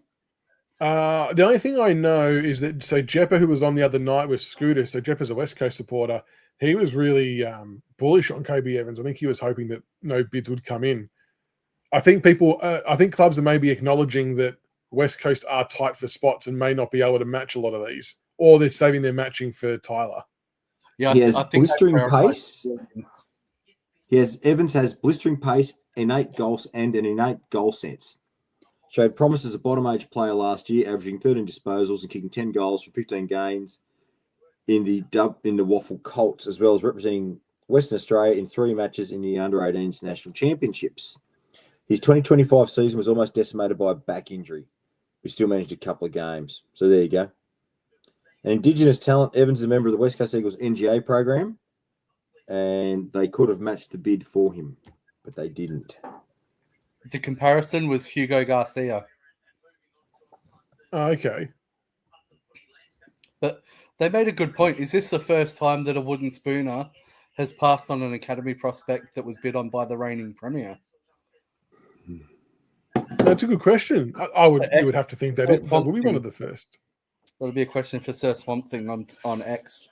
That's a good one, Play. I like it. Kick it to pick it. That's a good big footy name. Pick is in. Rookie pick order should just... Oh, someone already answered it. It should just replicate the ladder, so we should have pick 2 in the rookie draft. Who was Garcia? Garcia is a pretty solid young player from St Kilda. Taurus a new one earlier this year. Fremantle bid, pick 39. Oh, Tyler Williams now? Could be. Maybe? Or what if they go Louis after their bloody stupid interview questions? Yeah. Do you reckon that the crosstown rivalry would sway them to bid on Tyler? Possibly. Oh, yeah, him and Tygo's still on the table, folks, as well, just quietly.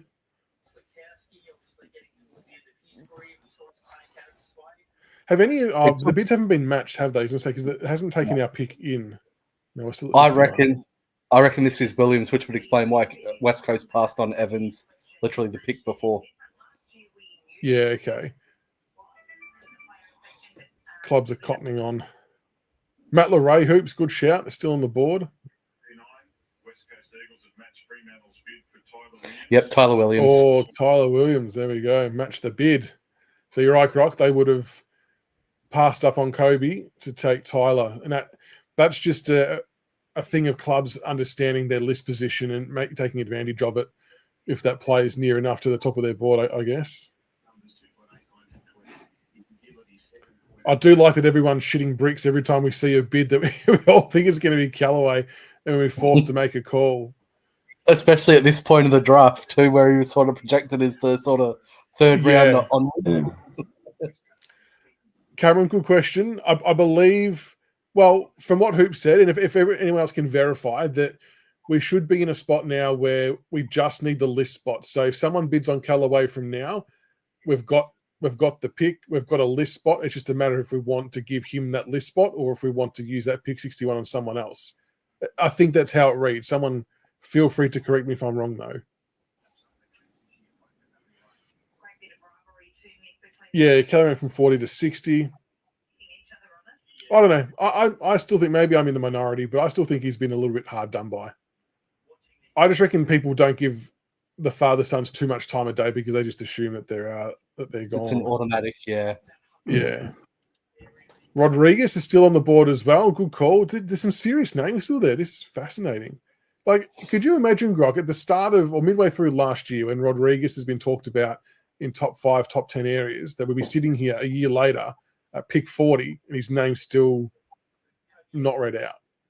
Well, if you think about it, at this point of time last year, some of the top 3 of the top 5 names were Sharp, Ludovic, and Rodriguez.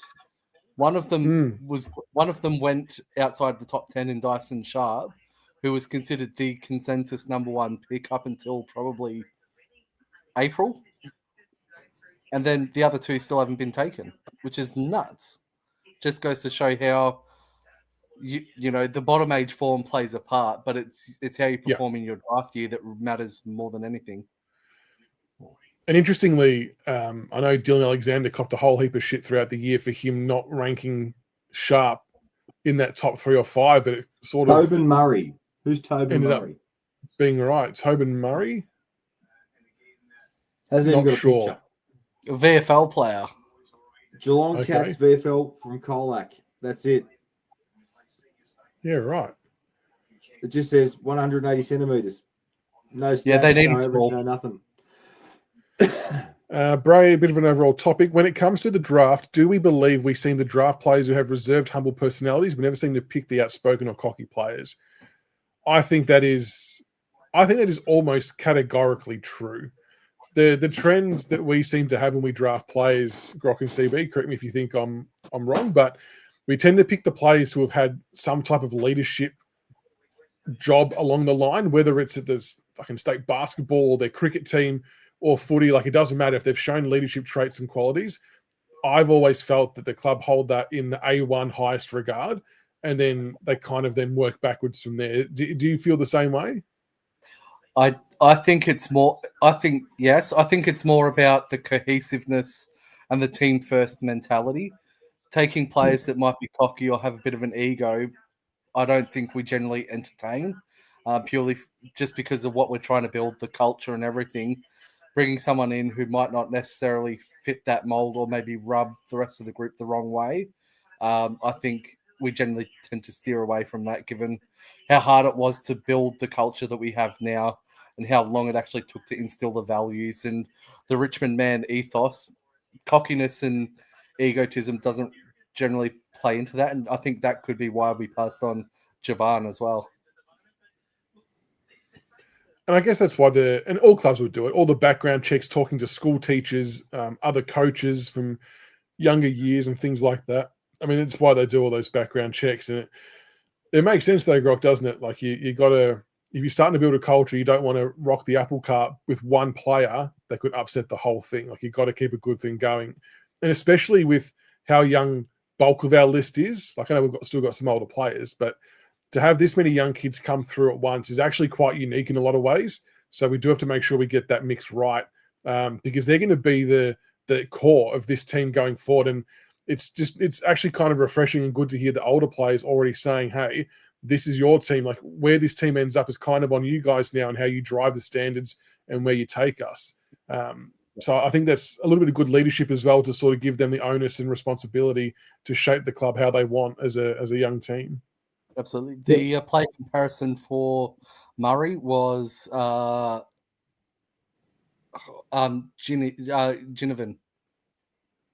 Oh, right. Okay. So it's not a bad pick for Freo. It's okay.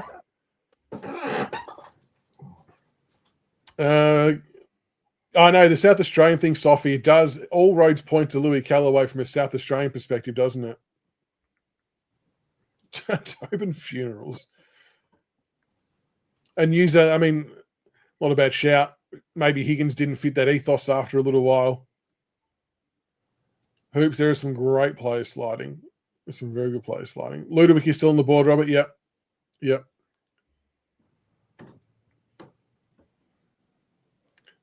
Truly, whoever St Kilda picked, do they have any money left now to pay them? That's a good point. It's going to be interesting to see how they go with their salary cap managing in a few years, isn't it? Like they've obviously paid some big coin for a portion of players. What's always made interesting about what their, I suppose, plan of attack was with getting all those players in is how do the existing players feel about all of like 6 or 7 new guys coming in from other clubs getting paid more than what they were? I just wonder how that dynamic works. Like, I think it's okay if you bring 1 or 2 in, but bringing in as many as they did, I think there's an element of risk to it. Upsetting the apple cart. Incoming. But they would be all across that, you would imagine.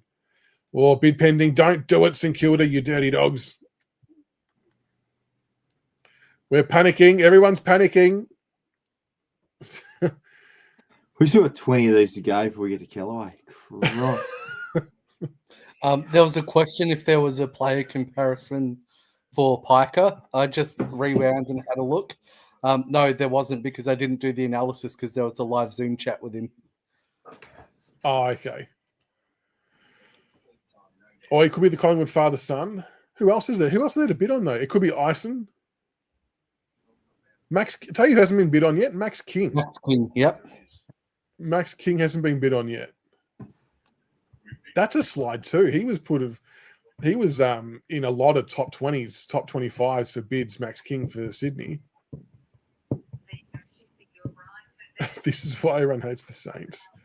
Oh, Banfield, they've gone after West Coast again. Giddy up. Makes sense. They don't have the picks. Yeah, they can't match. It's just a free hit to take a player. It's like the cripple fight. It's like stop, they're already dead. It's like it's the wooden spooner, for God's sakes. Banfield. Yeah, I think 192 centimetre midfielder. That was another one that Jeppa really liked as well. He was talking up Charlie Banfield the other night. It's Drew Banfield's kid. Is Jacob like Bailey? I'm not sure which one. Jacob's bang on, though. Because of their situation, West Coast are getting bullied right about now. Drew Banfield's kid's gone to St Kilda. Oh, the West Coast fans will be furious with that. There's no romance there, is there? Rational Roman just chucked this up here that Shift to Sheehan said that Piker dominated against Vic Metro, instrumental in the SA win. Interesting. That's good.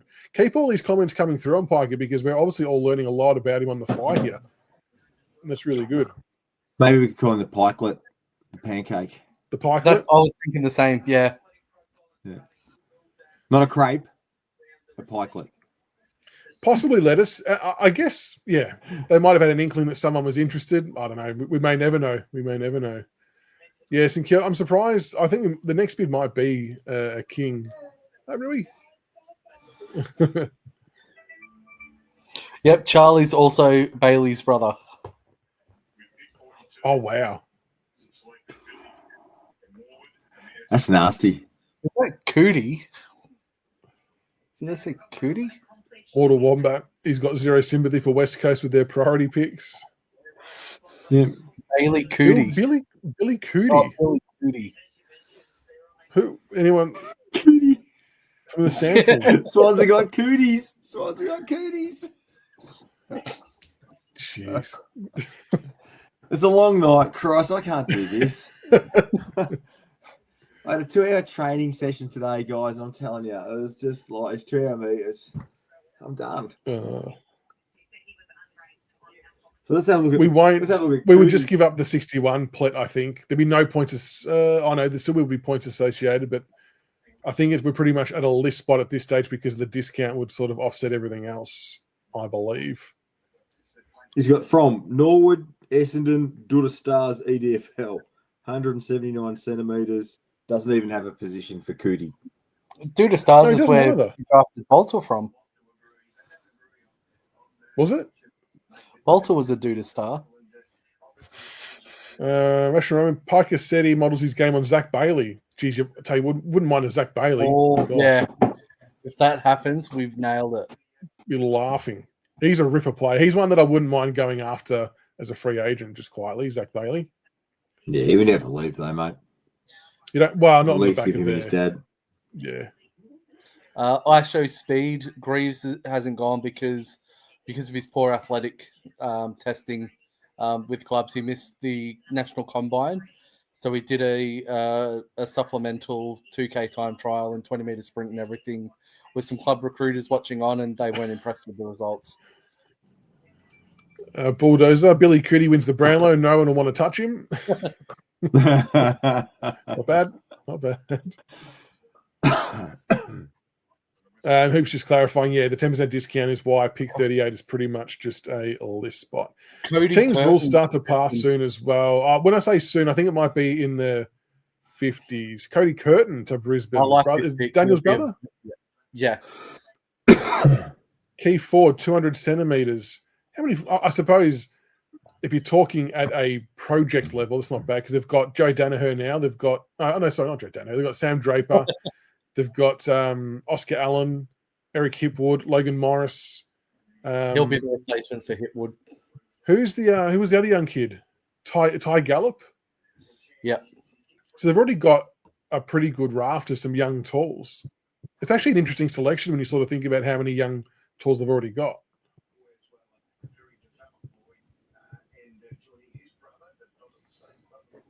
I agree, Sam. Cody at 43 is an absolute bargain. A lot of bargains. That's so used like Iron Cody Curtin.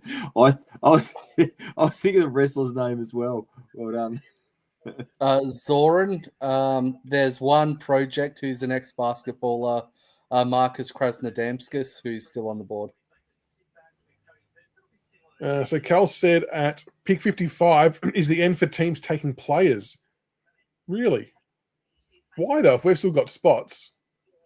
Unless he's got inside mail that someone's bidding on Callaway, now pick 61 is gone. Yeah, okay. Interesting. Because, yeah, there'll be... Well, if it ends there, then that must mean that we would have to use... Well, okay, something so to take the Suns have got picks 49 and 50. Surely they'd pass on them. Well, what's their list spot like at the moment? They must be getting close to being jam-packed. So you got Lions, Blues, North, Crows, Pies, two Suns. So the Blues have got two, Suns have got two, Pies have got two, North's got one, Swans have got one, Crows got one, Saints got one, then Melbourne's at pick 56 and they're at 58 as well. So maybe everything will sort of... Ty Hayes for Brisbane, relation to Lenny. Ah, Well, there you go. 190 centimetre midfielder from Southport, a local boy for them. Lehman, I mean, the only, I guess, reason why we wouldn't have rookied Piker is we must have either felt that he was a threat from another team taking him. I don't know how they kind of gauge those types of conversations, but typically when you take a player like that, it would be Well, it's either that or they just identified him and they didn't care who was available wherever else. And like, if you listen to Ry Geeshan last night, his interview, he straight out said that we're going to get the player we want at 31, no matter who everyone else takes. I think they already knew that no one else knew about this guy in that capacity, and they just honed in on him and took him. So I didn't want to leave it to chance, I suppose. Yeah, absolutely. Piker, Callaway, and Cumming all played together for South Australia. So yeah, Toomey's going with 57. So there's 55 and 57 now. So it's roundabout. So yeah. So does that indicate that someone's going to bid on Louis and we take him if we've got 61? There's a few academy players that haven't been picked yet. Obviously, Ison. There's been Wes Wally still there. Max King. Now that's a great name too. Where's Wally? Just quietly.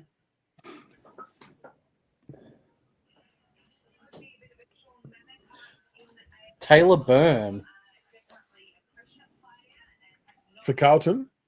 Yep. Taylor Byrne. This is still extraordinary that him and Targraves, Ollie Greaves, Fred Rodriguez, Ludowick are still Max King, Riley Onley still on the board.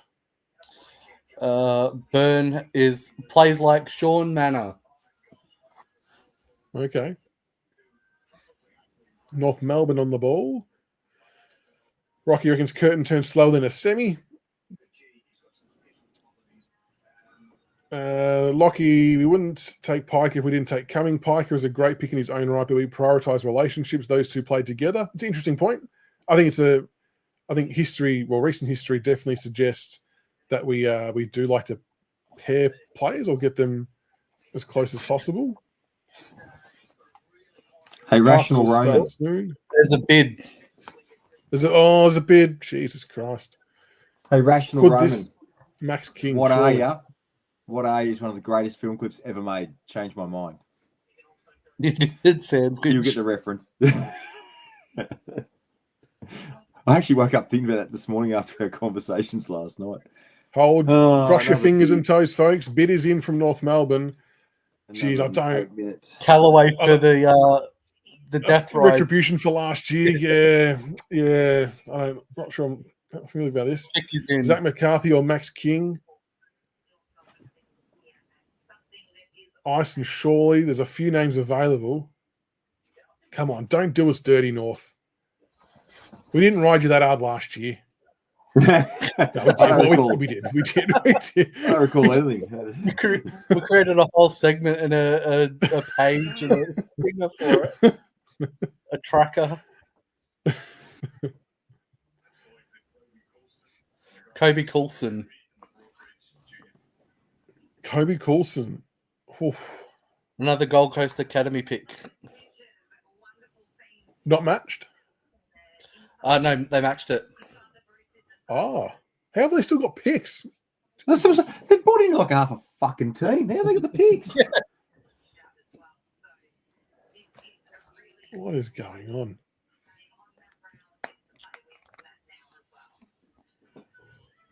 Agree, Mortal Wombat. Agree. They must be running short of list spots now, the Gold Coast Suns. Caden, look, I mean, sitting here right now, we don't know ourselves, but what I will say is the one thing that I feel very certain about with Blair and Ry Geeshan is they will absolutely pick the player they want. They will identify a player and they will just go zone in no matter what outside noise there is and just go, that's who we're taking. Right?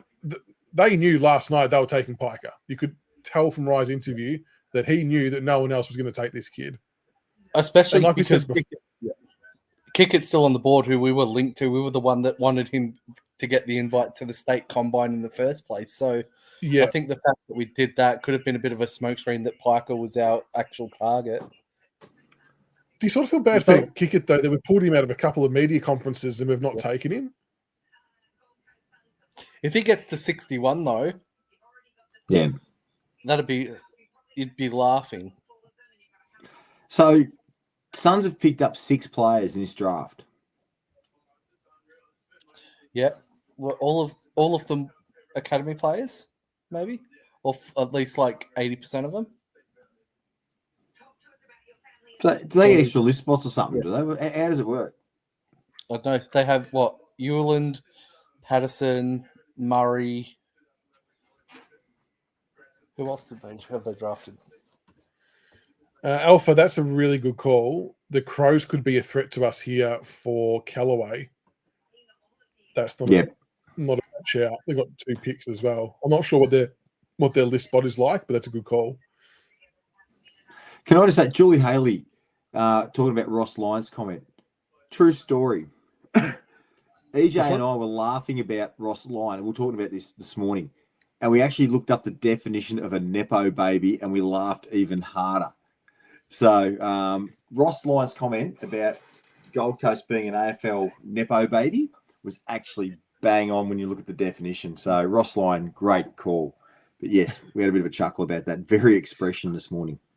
5 of 6 Gold Coasts have been academy picks. The only other one was Avery Thomas, the Tassie kid. That's right. All right, North Melbourne selecting Lewis Callaway. Don't do it, Steve. Whoa. Well, it is a bid. I was going to say it doesn't say bid pending, but bid pending is just flashed up. Oh, God. While we're waiting for the bid, make sure you hit like on the live, folks. It's another subscribe bid. if you haven't already. And we'll give it another bid. Yeah, that's what I was saying. Another bid. Yep. And we'll give another shout out to Aussie Ringwood. If you are wanting to get a home loan refinanced, they'll help you save money from your current home loan, and it's free of charge. Won't cost you a cent to hit up Liam at Aussie Ringwood. The QR code in the bottom right corner, his phone number. Get around Aussie Ringwood. Massive thanks to them for jumping on board as a sponsor for the draft show and for next year, as North Melbourne potentially hurt us again. I swear we're up to 47 picks, and I swear half of them have been bids this draft. It will be close, yeah. Surely it's Max King or the Collingwood player. Jack Ison. Yeah, or Carlton, yeah. North going ham on the bids. I can feel a new segment coming on next year. Nepo babies. Nepo baby nominations. Davo reckons Thirst will look after us. Travis has got bad vibes.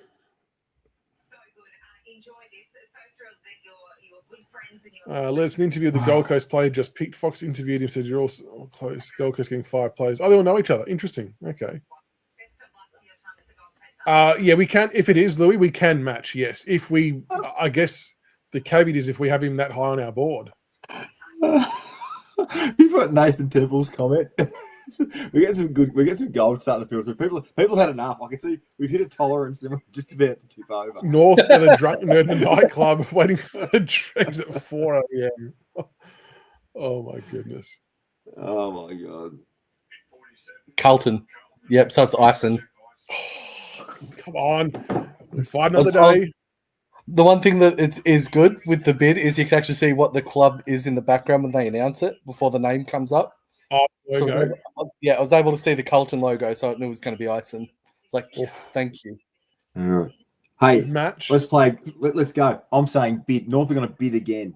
They're playing the game now. They'll bid on for a bid. Where's Wally? Where's Wally? Try and find him in the book. Yeah, North playing the bidding game. Surely Wes Wally's got to be called like Waldo or something.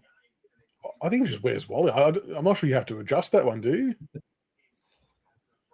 Imagine he goes to Sydney wearing red and white. That would be iconic. Imagine the media team. What a field day you could have with that. Oh my big god! Red and white, like big pointy Santa style. That would be unbelievable. Well, I reckon North are bidding. Like, I can't get that out. The player profile of Wes Wally in Sydney gear. That's very good. Like, who was the bloke from last night that was adamant we were taking Kenobi? Oh, yeah, where's Obi. Toby? Obi-Wan Kenobi. Yeah. Where is Obi? Where the hell is Obi? Kenobi? Anthony, we've got no idea, mate. At this rate, he's almost going to get through to the rookie draft, which would be extraordinary. But not I only mean- him and Targraves, we say again, Ollie Greaves, Fred Rodriguez, Archie Ludovic, there's plenty of good players. Riley Onley. Yeah. Imagine if we get to pick 2 at the rookie draft and Riley Onley, Leon Kickett, Noah Hibbins-Hargreaves, Archie Ludowick, Oliver Greaves, they're all still there. It'd be insane.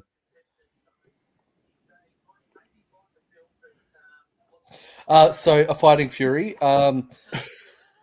So Leon Kickett actually was scheduled to have a media appearance in Perth, but he actually had to cancel it because we flew over and had another in-person interview with him.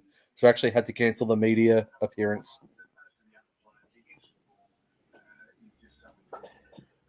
Oh, come on. Maybe Neil. nuclear. I mean, I don't know. Surely they can't be that bad. There's obviously a reason, right? No doubting that. But him and Targrave was winning games off his own boot. Leon's still there. Sydney Draft, where's Wally's a mascot? Grok, how long they got? 225. Can we trade my pick 61 to God. North Melbourne for their 2027 first round? Soren, I like it. Yeah, that would be fantastic. Come on, Thursey, do us a favor. I honestly, I don't know what feels longer at the moment. Me discussing Midnight L albums with EJ or waiting for North to have a pick. It just, both segments drag on. When you hear EJ talking about his love of Midnight Oil, my God, your eyes glaze over. He starts talking about, head injuries, the album, and going, quoting lyrics and stuff like, love you, EJ.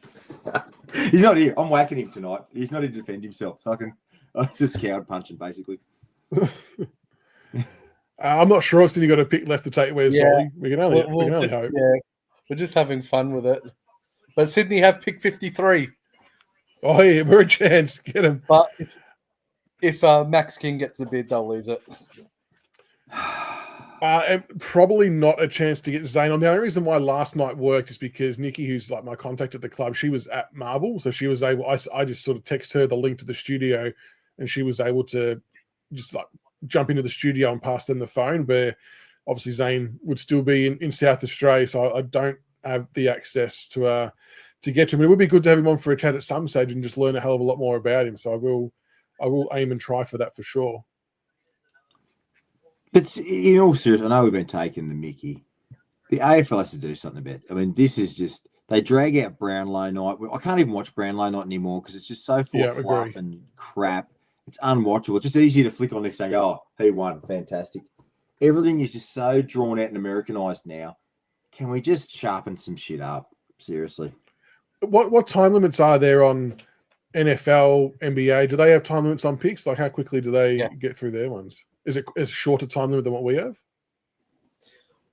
I'm not sure what the NBA is. Why don't you use Grok? Oh, yeah. Oh, Julie gone bang. They've already got Where's Wally. Charlie Curnow was often missing for Carlton. Oh. Very good. Let's talk about Charlie Curnow. How the fuck did you say another bid? No, not a bid. Hugo Mukunda. Oh, here you go. He was someone touted a little bit higher too. Mukunda like it. Hey. Right, this is the one. Adelaide. Will Adelaide bid? This is a nervous one, not going to lie. Not going to lie. This is the one. You're 49 and 54 to get through. I think they're the two. Yeah, Jakey Port really didn't like this draft, did they? So in the NBA draft, teams have 5 minutes per pick in the first round and then 4 minutes in the second round. Do they don't have the whole bidding and whole other stuff that goes on that we do? Is that what drags the out? Do you reckon the bids and then resetting the clock? Does it happen as frequently as what we do, though?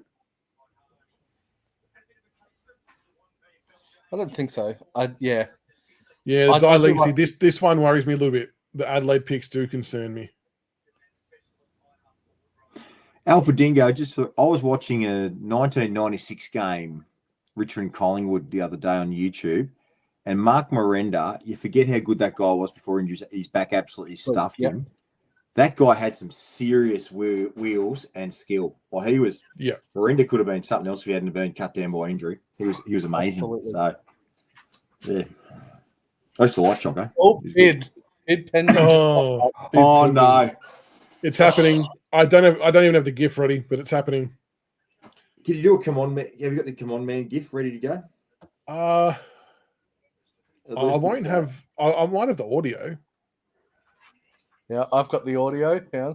Just give me the audio. I've got the come on man. Quite a number. Man. From 3 of the academies. 4 of the academies all had players that were looked at. Don't do it, Adelaide. AFL draft, and then the NGAs, the guys from the 14 other clubs. Because Duncan still works at Adelaide, I believe. He does. Type rules. So He's a physio. Ken Bitterpom. Oh. Max King, possibly. Please, Max King. Yeah, Max King. Yes. We're still alive. We're alive. Come on, let's go. Come on. Come on, Cletus. As soon as they got back to the announcement, I saw red in the Sydney logo. Yes. Oh, thank Christ. Love that. Right. This is great. This is round 2 in draft night. We've got dragging bids. We've got 377 people watching along, writing every bid with us. This is fantastic, folks. Love it. Yeah. Love it. The dedication of Richmond people to see how this plays out. It's fantastic. Right. They could bid again. That's true. That's true. Everyone thought that the first 2 picks would be the most entertaining of the draft. It hasn't been. It's been the second. We're riding this. We're riding the wave. It feels like the EPL. The EPL with relegation. Yeah. Edwards wouldn't dog us. That's a good call. Surely not. While we're waiting for the picks, Kane wants to know, what do we think about the 10-team finals? Grock, you can go first. Absolutely trash. Because Okay. it gives us then another chance to, especially now that they've clarified that winning a wild card does count as a finals win. It's absolute bullshit. I don't like that part. I mean, the whole part's not great, but I think it's a little bit far-fetched to count it as a win. CB? They were trying to sell this shit shit this year when I was looking at Sydney and Western Bulldogs missing finals. And they were like, oh, they're too good not to be playing finals. Bullshit. You had 23 Ludovic rounds is off to the make the board. top 8. Was that? Ludovic is off the board. Oh, I mean, that's a 38. Bargain pick. bargain So pick. I- 197 centimeter key forward. Wasn't he touted like top 5 at one stage? Yeah, last year he was in contentions. Him and Sharp were the 2 that they actually had as the pick 1 contenders. So pick 50 from potential pick 1 12 months ago to pick 50. Massive. Crazy. Yep. Matt Leray still on the board as well as a South Australian product. Tom Burton. Tom Burton, CB getting questioned about his cricket again. Do you have cricket tonight? No, I didn't train. Okay, I for you people. But no, look, the top 10, absolute bullshit, Americanized bullshit. I don't want a night grand final. I don't think we need to nominate ruckman. We can just have 2 people go up and contest the ball. Agree. The tackling rule needs fixing, and stand is an abomination. That's 5 things for me, right? The key forward for the Crows, Anthony, I actually don't mind it because Texas has probably got 1 year or 2 left. You got Ludovic working away in the background, then he just slots straight in next to Thilthorpe and Fogarty. I reckon it's a great move. Don't forget they also took Mitch Marsh last night. Oh, So I did think- they? That changes things yeah, then, maybe. I think that just shows that they're probably looking at maybe wing. moving Marsh up the ground. Which is a great call too. They've done well. But speaking of cricket, I was going to ask you this before the actual draft started, TV. What are your thoughts on the test, the side that we named for tomorrow? So, this might outrage people. I actually call Hazelwood's a gun. Don't get me wrong. He's an absolute superstar. However, I've got a mate who's infatuated with Hazelwood, and I call him the Boland Timu, or I call him the Dion Prestia of the Australian cricket team. So he's a talent, but he's always injured. Just can't stand apart. And everyone, do yourself a favour. Everyone's talking Jofra Archer up, and the guy is a talent, really rapid, can bowl. But do yourself a favour. Look at how many tests he's actually played in the last 5 years, and you'll just understand we're just waiting for him to break down. He'll be lucky to get through a test and a half with the limited preparation they've had. So our batting order's a disgrace because we've just played blokes too long. Kawaja shouldn't be in the team anymore. We should have actually trialled other batsmen in the last 2 years. So we've got problems in the top order, the top 4, and we've got this infatuation with Cameron Green that we just have to find a way to play him. This is the best chance the Poms have got to nail us, to be honest, this season. So hopefully they don't. But I think that, it's going to be a lively day tomorrow. First session in Perth will be worth watching if you can watch it. Yeah. And can I say this? I'll throw a football question back to you. If you win the 9v10 final, are we going to put asterisks on that shit? Just like the 2020 final series, we put asterisks on that now. If you win a wildcard final, is an asterisk? I think opposition supporters will. Absolutely. Yeah.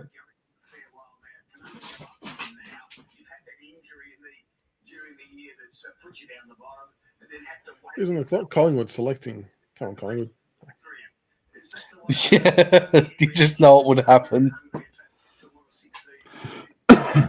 But I'll also say this: I watched some of the Shield match. Oh, trade. Giants are in Perth,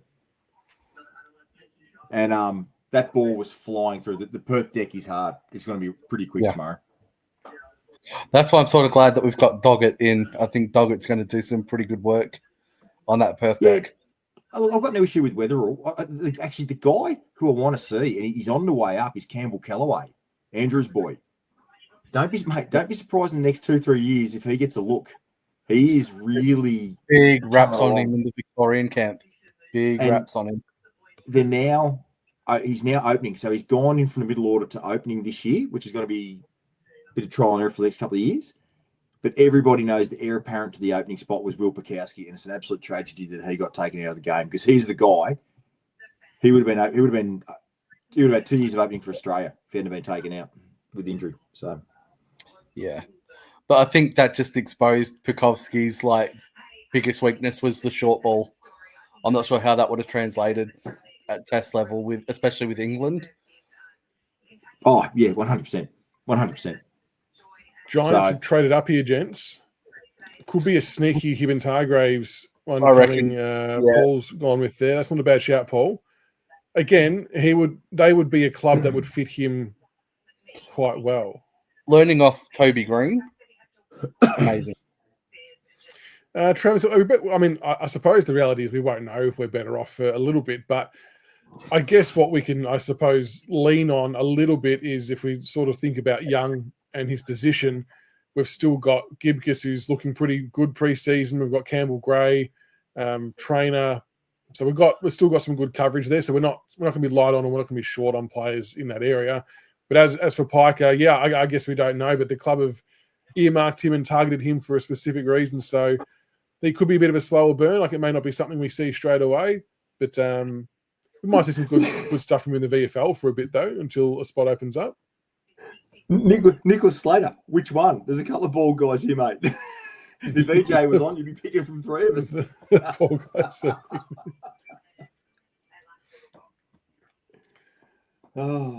Pick is in, selecting. So I think the Giants had slightly less time. Is Israel Folau in consideration? Finnegan Davis from Western Jets. Davis. A 188 centimetre defender for the Giants. This draft has just not gone to plan, has it? For some players, it hasn't. No, it's been wild. So are we now entering territory where there might be some passes? Or maybe Gold Coast still have a list spot. Well, Suns are next. Surely they're not taking 7. Finnegan Davis plays like Luke Ryan. Okay. On that game I was watching the other night, I was watching Damien Ryan. That brought a tear to the eye too. I thought that kid was going to be the next big thing at one stage. 10 picks to go, Richo says. Oh, wait, until our pick, sorry.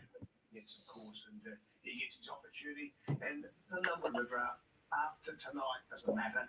I mean, to Travis's point, it does just go to show the metrics that clubs must use and go by are so vastly different to anything anyone in the media goes by when it gets to anything past, let's call it pick 20.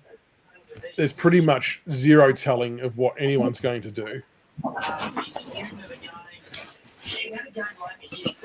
Do you reckon Finnegan's Wombat got loves your whiskers shirt. on his? Do you reckon Finnegan's got whiskers on his Chinnigan? Chinny, sure. Jeez. Christ. Oh, What do you want from me? I just If they're going to pass, just get on with it, sons. Get on with it. Come on. to be fair, at least you've got kids though, CB. If you didn't have kids and were making dad jokes, I'd be worried. Yeah, well. Seeing a lot of suggestions that the second round onward should just be 3 minutes. Agree wholeheartedly. I think that's a good shout. Yeah, once you get past pick 40, I should put time limits on your certain picks. Once you get past 40, you get 3 minutes. I don't know. Yeah. 1 minute less per round, it should be. Yeah. A fighting fury. You actually don't. We've actually mellowed. We've actually mellowed. We were worse. We drafted Oakley Nichols. Gold Coast For all the... They've got fuck's sake, 73 really? as well. Surely they're not using that. I know for all the crap or the divided opinions, I suppose, that people have had on our draft selections over the last 3-4 years, whatever you want to call it, we're definitely well past the point of what we were doing when Oakley Nichols got drafted, where no one saw him play. So at least we're not down that path. Yeah. How's that? Pick 54 is very dangerous for the Crows. Agree.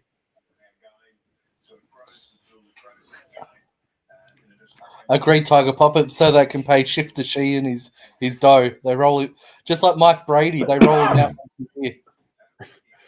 So Travis, if we use pick 61 on a player, and someone else bids on Callaway after, we can't match it. We don't have the list spot. So we've only got one primary list spot left.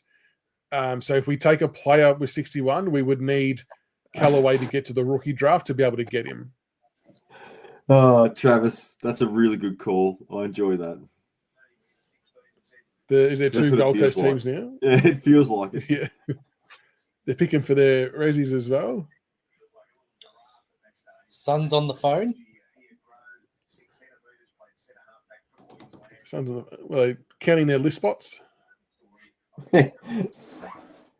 Oh, Samuel, it's ludicrous, isn't it? Like the kid was clearly happy and over, like just madness that anyone would even read into that stuff. It's quite silly, isn't it? That's right, Jones Racing. Back in the Oakley Nickel days, we didn't have a recruiting department or nothing. It still blows my mind how we even functioned. Is Shifter Sheen AI generated? Surely. Didn't we draft? Was it Oakley Nichols or Aaron Fiora? Or was one of them? We drafted him off videotape footage. We didn't even see the kid in the flesh. Was it Oakley Nichols? Wasn't it? We actually someone sent a videotaping. Think about that's how old an actual VHS videotape of highlights. We've gone. We like the look of this kid, and we drafted him. That was Oakley Nichols. Die Legacy, good question. If Callaway goes to the rookie draft, is it free game or can you match in the rookie drafts? I don't think you can match. Oh, we're on a pick. We're on the pick. Oh, Hang hey, on. come on! What's happened? We're What's happened? alive. Kick it. We're alive. We traded. Can we bid? Can we bid? Oh, we still have 61. Oh, we still got 61. Yep. It was 52 for our fifth rounder next year. What type of bullshittery trade is that? A fifth rounder. This is So got we a kick Oh it. my god! Is it a kick it or a Callaway? Like, Watch the comments melt. We don't pick Callaway with this one. well, if we don't pick Callaway with this pick, we're banking on winning on rookie draft. Yeah, No, if we you took don't the pick 61. here, No, This we is haven't got a not- list spot. one We haven't got a list list spot. spot left. So if we don't take Callaway here, it means we're confident of him getting to pick 2 in the rookie draft. Jesus, Yeah. when that trade, I didn't even see the trade happen. I just saw about 1,000 chat messages come through yelling at us. Like, what's happened? Something's happening. I don't think it would be for Callaway either. I tend to agree that I think it's for a player. It does still seem odd, though. It's 2026, Chris. Actually, there's another point too about Piker. He's still 17. Maybe we're going Hibbins Hargraves. Or there's plenty of players here. I haven't got anything right, so I'm just going to shut up and let the magic unfold. How exciting is it? People are saying Ruckman. Oh, yeah, no, I know it's next year's pick, but it's still just a nothing pick. It doesn't matter what year it's in. It's a nothing pick. It's an odd trade. I think so too, Anthony. Everyone looking pretty chilled in the draft room. Alpha, that's right. We do only have one primary spot left. So whoever we take here is the last one. And if it's not Callaway, we're clearly banking on him to get through to rookie. What's that? Bidman back in force again. We're bidding. Yep. Maybe Wes Wally. I'll tell you what, we had a Zoom meeting with, is it McGuan for Collingwood?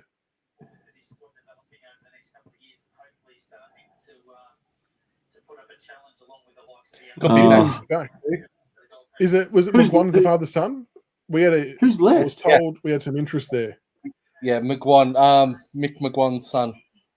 So we're forcing Bob's the still on the because the Pies are Bob's just behind us, so we're too. forcing the Pies to take it. Are we just being dicks? James Racing reckons they're laughing.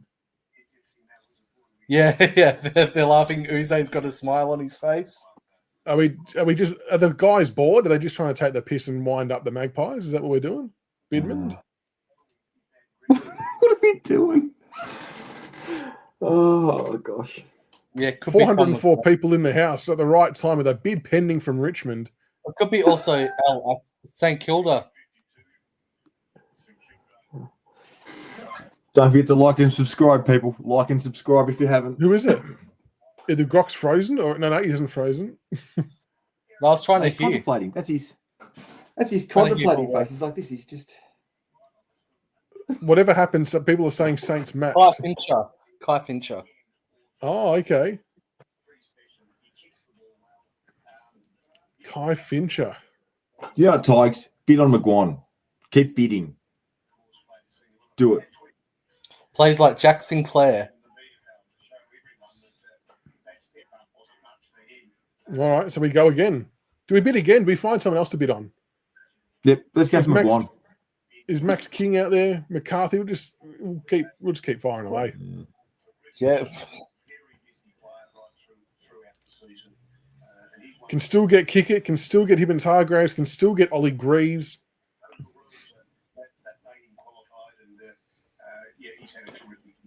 North Melbourne. We have picks 53 and 61.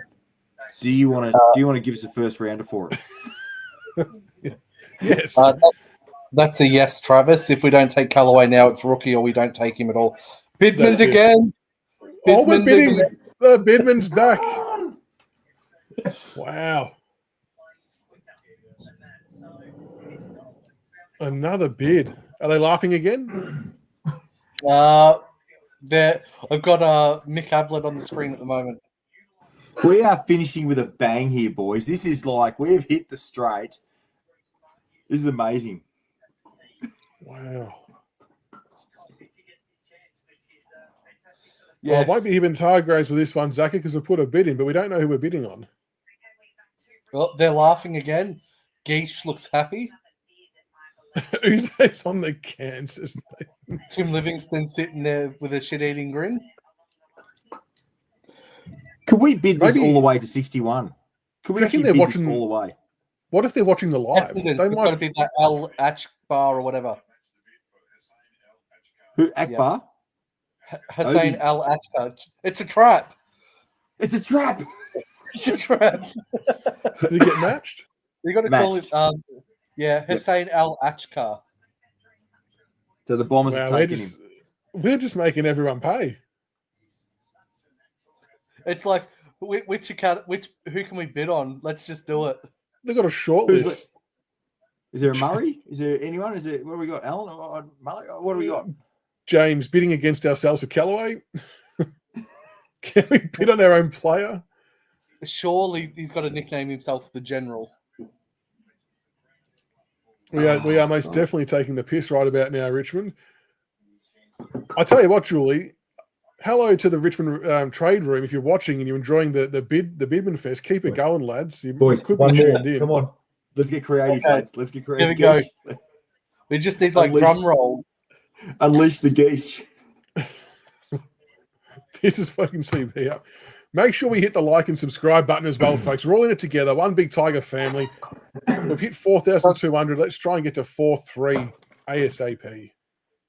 Doesn't Stop surprise the me that we bid. madness. Doesn't surprise me that we bid on him. He's 171 centimeters. Small forward. Small is putting it mildly. I think he was another one that was expected to go in the 30s from a bid. Still on the clock. And Jack's got an interesting point. wait. Based on some of these picks, is Kickett's still a chance? Yep. Is there a pattern? Essendon not happy? Is that right? Good. The Geesh is unleashed and no one can stop him. If we've got 49 likes on the stream, we've got 426 people watching. Let's get at least to 100 likes. It takes 0.2 of a second. Before the bid will come in, you can hit the like button, help the algorithm out and boost it up. Much love. Kick Much is love. in. No bid. No bid. Hey, here we go. Is it a Hibbins Hargraves? Is it a Greaves? Is it a Kickett? Noah Is it a Roberts Callaway? Thompson.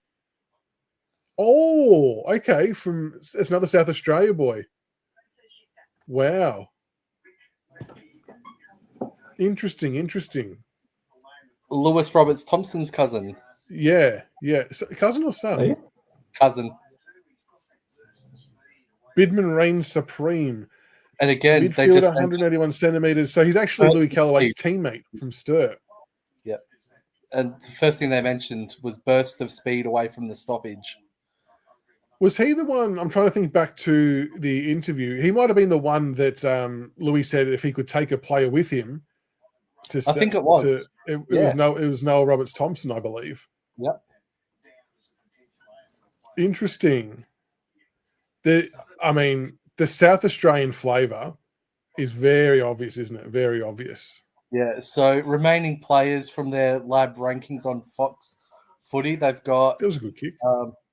Let me just pause that. They've got. Hang on. So Greaves, Hibbins, Hargreaves, Rodriguez, Blake Udsorn, Benier, Riley Onley, Matt Leray. They've got Rory Wright, McCarthy, Toby Wan Kenobi, Louis Callaway. Toby one. But we might start to see quite a few passes now. So that now means, folks, that all of our primary spots are now taken, and we are now banking on.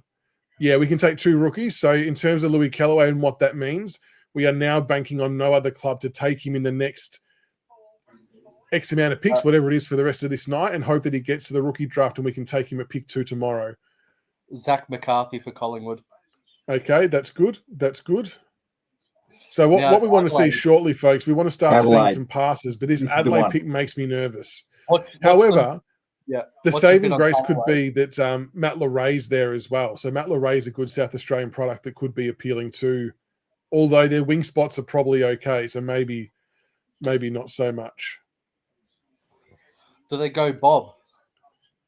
Well, I'm surprised he didn't go high. He was one that was sort of in that late 20s, early 30s range as well. You would think so, Julie. We have 2 picks in the rookie draft, so you would like to think, assuming that Callaway gets through this next little period, that we can hopefully take him. Oh. No, I didn't. Rational. But now I don't believe we can match. If a bid's put in, I don't think the bid matters now because we haven't got the list spot to be able to get him on. No. It would just go through as a selection, I would imagine. We're building an SA team. We missed out on CDT and picked up NRT. And together they'll provide TNT. Oh, I like it. Hopefully, he can break the curse of the hyphens at the club. Yeah, it's a fair call. I don't mind the Noel Roberts one. There's actually one next year as well. His name's escaped me. I'll have to go back and find it. Another South Australian guy on the back line.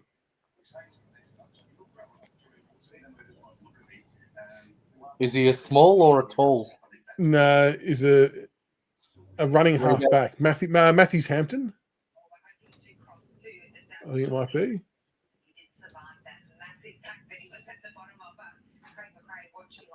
If the Tigers have any category B positions, hang on. So, what if the Tigers have any rookie Cat B positions available and Callaway gets through as a father son, he's automatically added to the list? Oh, if the Tigers want it, okay.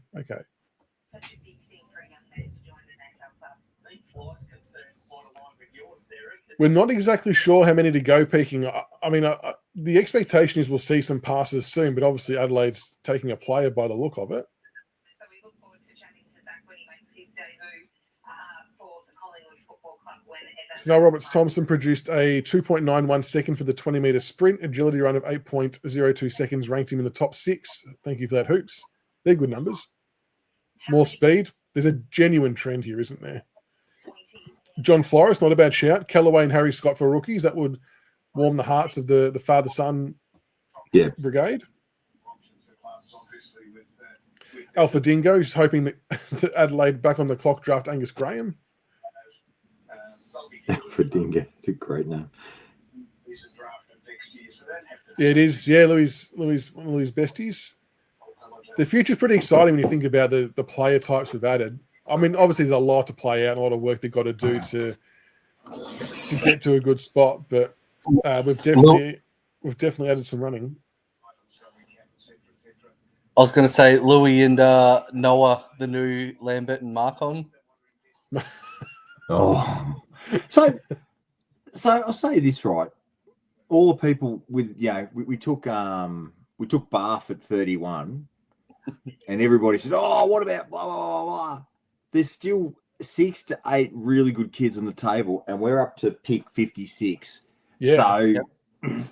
So you can't get critical at the Tigers now and go, "Oh yeah, but we should have done this or we should have done that," because everyone else is overlooking the same people. Correct. I mean, if West Coast aren't taking them and they're desperate for talent, it screams something. Correct, right? So that's all I'm saying. So I don't want to read any buyer's remorse when every other club overlook the same players. Shedder's in the Adelaide rooms, and I swear to God, he still looks like he's 24 years old. Has not aged at all. Crows passed. They took 4.5 minutes to pass.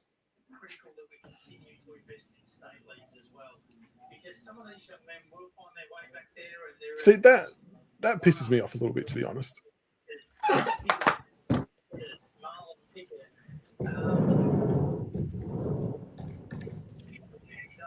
Wasn't expecting to hear a Marlon Pickett reference tonight.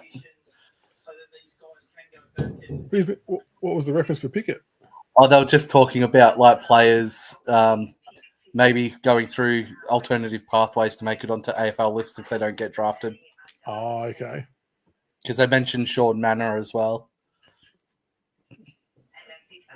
Yeah, Anthony, that blows my mind too. How did it take him 5 minutes to pass? It's a really good question. If he does get bid on tonight, it's because clubs are sick of our elite shithousery. It's a good point too. Shedder, Benjamin Button. I'm surprised Melbourne haven't taken a midfielder yet. They've taken Taylor, they've taken Latrell, and they've taken Matthews. I mean, a prime spot to take Ollie Greaves. 100%. They lost Clayton Oliver and Christian Petrarca as the bigger body mids. Yep. That's why I had them taking Nan and Greaves at my picks in the mock. Yeah. Vince is confident the West Coast won't pick Callaway, hopefully. The rookie order tomorrow, Cam, I believe, is the reverse ladder order. Melbourne passed. Melbourne passed. Wow. Another 4-minute pass. It's all for parading stuff, isn't it? Surely at this point. It's got to be a directive from the AFL in terms, for screen time. Must have a minimum 2 minutes elapsed before you can execute a decision.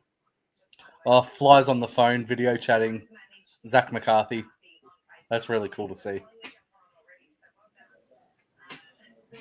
Richmond have laid the blueprint on how to draft a team. Fingers crossed. The passing game starts. I'm not. They did they? Yep. Freo pass. We're up to 55 picks. Could be true what Cal Toomey was saying. 55 picks. Must be an hourly rate for the recruiters. Passes are flying through, and this is what we want, Ant. This is what we want. Hawks on the clock. Surely, if they've got a list spot, you'd be looking at Hibbins Hargreaves. So, Paul, we would have to pass on that pick because we traded in to get Noel Roberts-Thompson. We would have to pass our pick 58, which was 61.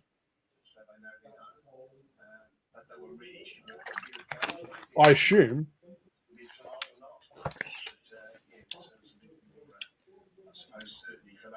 Pick is in.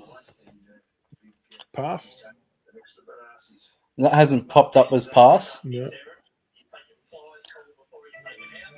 No, they're taking a pick. They're taking a player. Hibbins Hargreaves, surely. Get a steal. Matt Leray. Oh, Matt Leray. Good get.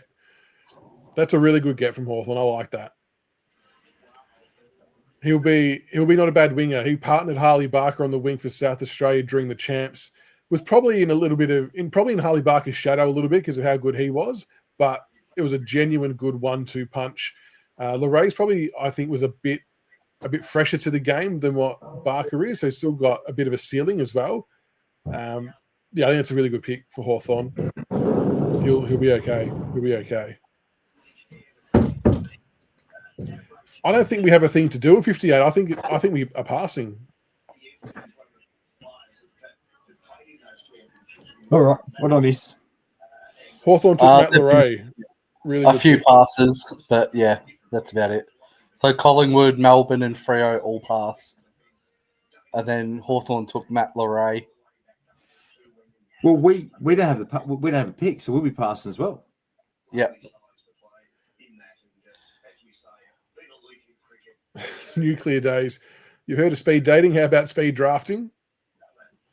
Yes. Jed. Oh, yeah, Jed. Out of 55 picks, 19 of them have been made up of the NGA's father, son, and academies. Wow. Crazy to think that 36 are in the open draft, which isn't many at all. That's really interesting. Bulldozer. I wish I saw that earlier. We should have stitched him up. Yeah. Oh, no. We've missed an opportunity. I've got technology, motherfuckers. Yeah. I know. It should have been taken. Yeah. No, Lorraine Barker, they do look alike. We had next test player trained at the club tonight. And my son was just saying he's got out Virat Kohli. He's got a heap of them out. And my son said he was just trotting in. And he goes, mate, he was just lightning. So, yeah. I don't think we do, Birdman. I think all our primary spots I think we've got 2 rookie spots.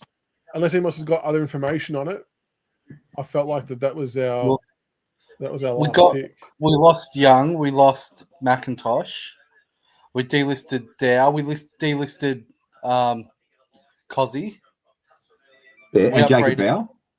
And Bauer. Yeah, we've only taken 4 picks. We may have. But Seth Campbell elevated.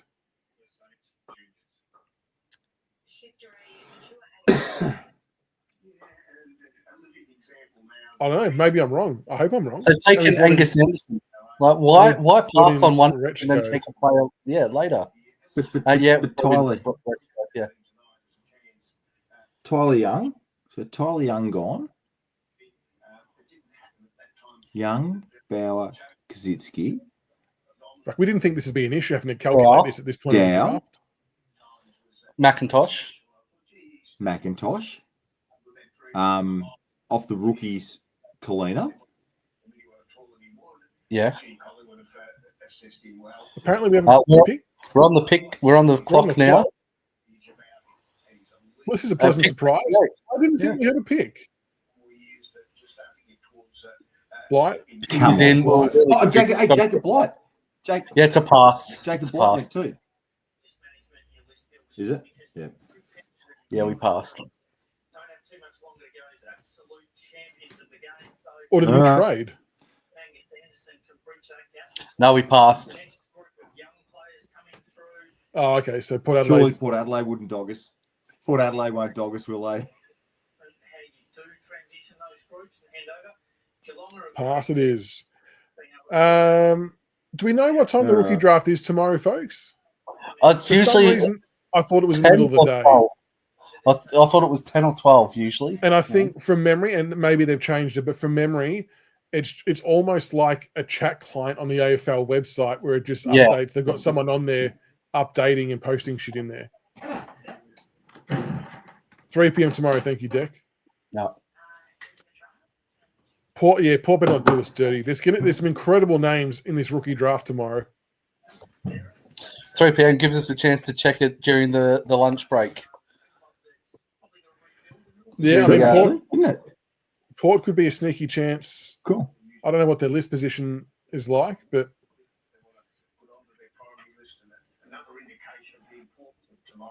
well, lads, I'm going to head off. It has been an absolute pleasure.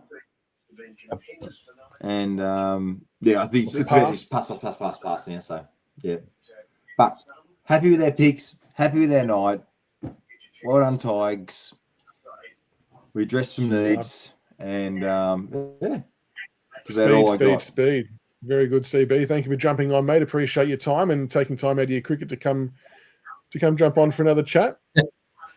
Big stanza. Well, the irony being, this will be one of those one and done games too, because next week when there's about 7 blokes returning back in, I'll be like backing up, which would be great. Scoring. Not even that, mate. I'll just be there watching me. Actually, you know, young fellas out as well. So, no, mate, I'll have a free Saturday next week. Be fantastic. Hey, all right, good. Take care and love you all. Thank you for watching the show. No worries, CB. Speak soon, mate. All right, see you. Bye. Take it easy. Yeah, Jane Drayson, good point too. That's the rookie draft on 5 to 10 minutes. Why can't everything else? Who's on the clock? St Kilda. There we go, Birdman with a stat. Port Adelaide, first team ever to not take a pick in the draft. Well, wasn't there a rule that you had to take a minimum of 3 players? I think didn't they? 3 list changes. I think it was list changes. It might have been. They must have tweaked it. Oh, yeah, they had 3 rookie elevations. That would make sense.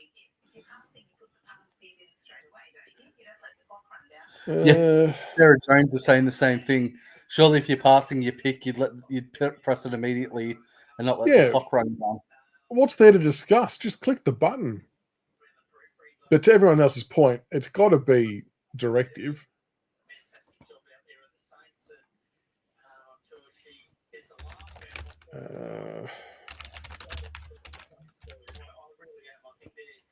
Supporters have been dying to witness their team in a grand final again. Hopefully, just trying to get rookie me to work on Noah Roberts Thompson so we can read some stuff out. I can't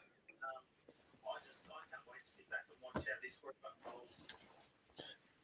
Could you screen share it if it works? If it works, yeah. Oh, here we go. It worked. Hang tight, folks. Hang tight. Yep. St Kilda, pick is in.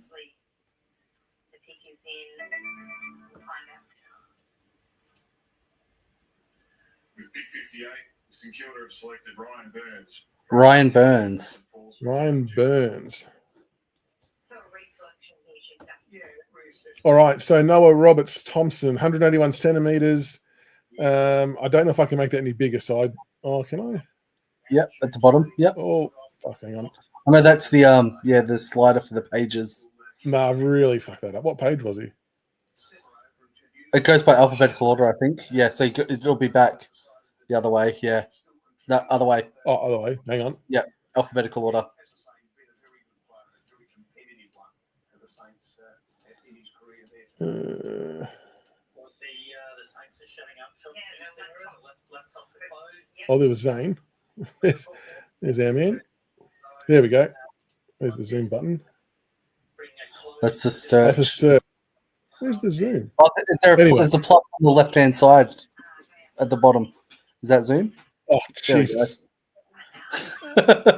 We'll look at it. We'll look at it bit by bit. So, athletic profile. You can see average, above average. Speed's pretty good. I like that he averages 4.5 tackles, 5.3 clearances, 22.9 disposals. I like the 99-point AFL fantasy average too. It shows consistency. Yeah. So Robert Thompson versatility makes him a difficult player to pigeonhole. The cold face is a sturdy ball-winning midfielder with clean hands who generally makes the right decision and can play forward as well, which is good. He demonstrated these attributes at the combine. So 20-meter sprint and agility test where he finished 6th overall in both events, which is good. So we actually finished ahead of Sam Grill in some of those events. Interesting. Strengths, agility, clean hands, contested ball, footy IQ, running capacity, scoreboard impact. Running capacity is always nice. And improvements, defensive transition, impact per possession.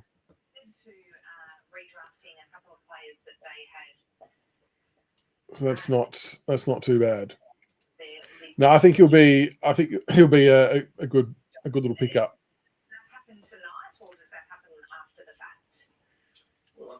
Especially pairing him, obviously, it'll be interesting though, because we did say that we weren't 100% committed to taking Callaway. We'd see how the draft falls. So it'll be interesting to see if everyone starts passing now and you've got players like Onley or Hibbins-Hargreaves, Rodriguez, Kickett, all of these types at pick 2. Which way do we go? Do we take the feel-good father-son story, or do we take a player that we think might be someone that will contribute more to the club? Is that when you start to sort of look at, Harley, what are you doing? When you start to consider the ceilings on players, like what type of ceiling would a player have and trying to pick the best one? It's almost a free hit. Probably, yeah. I think you'd really have to ask that question. Who's got the biggest upside or who will make the biggest impact at AFL level? Pick 59, Jake Stringer. So 3 p.m. tomorrow. Like I said, if it's not something you can watch per se, as in I don't think there's like a whole coverage, but it's kind of like a JavaScript chat client on the AFL website. There'll be a rookie draft thing that'll pop up, and it's pretty much just text in a box, and they'll throw up what all the picks are. So that's the best way to keep an eye on all of that tomorrow.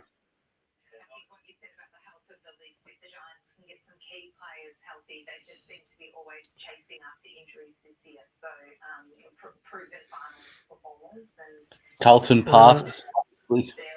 Okay.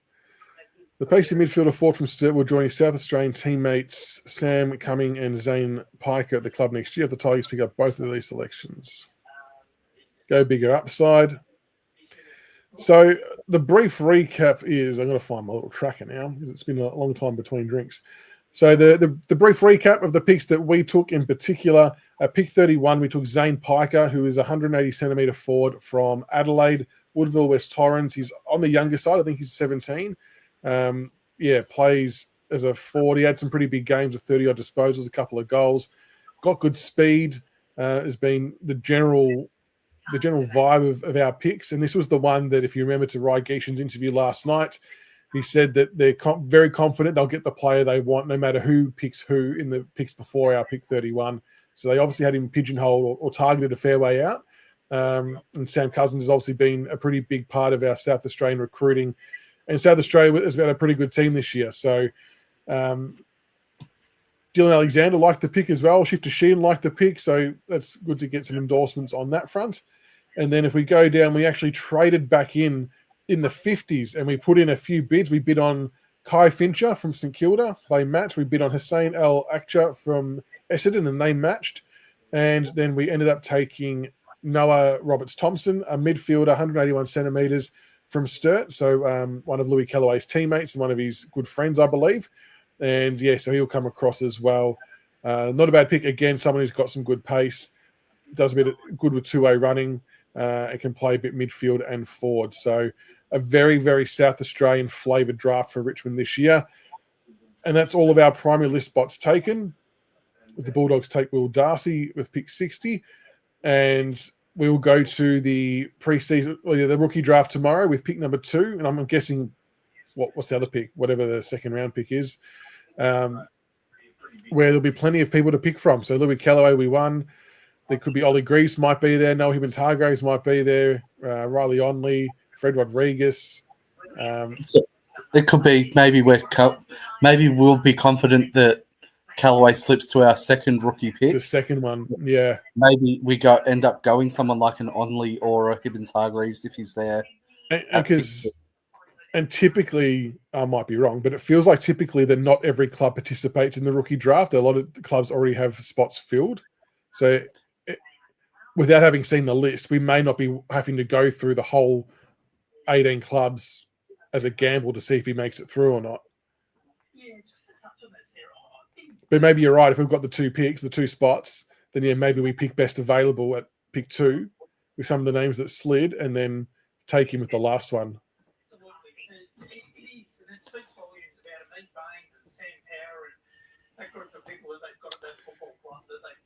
Suns with another pick. Jesus Christ. What am I doing? I don't know, Ken. Do you think I would know? I think it's a really interesting one. I think they want to take him. I think he knows that, but I think they also agree and have spoken to the family about that it depends on where he fits on the board versus what other players are on the board. And that's just the reality of, I suppose, how draft picks work. So I think they've been, from what you can see from the interviews, they've been very transparent with the family about all of that. Little fly. So hopefully they're all on the same page. Yeah, maybe Ryan just wants a shit stir.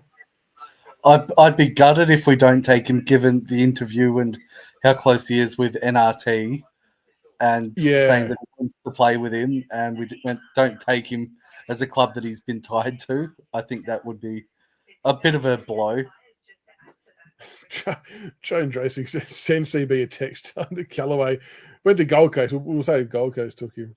Carlton are on the clock. So, okay, and this is the other point, Morgs, that I'm probably not fully across, to be honest, is the category B piece. So is there a method in which Callaway can get to us on the category B list? Is that what you're saying?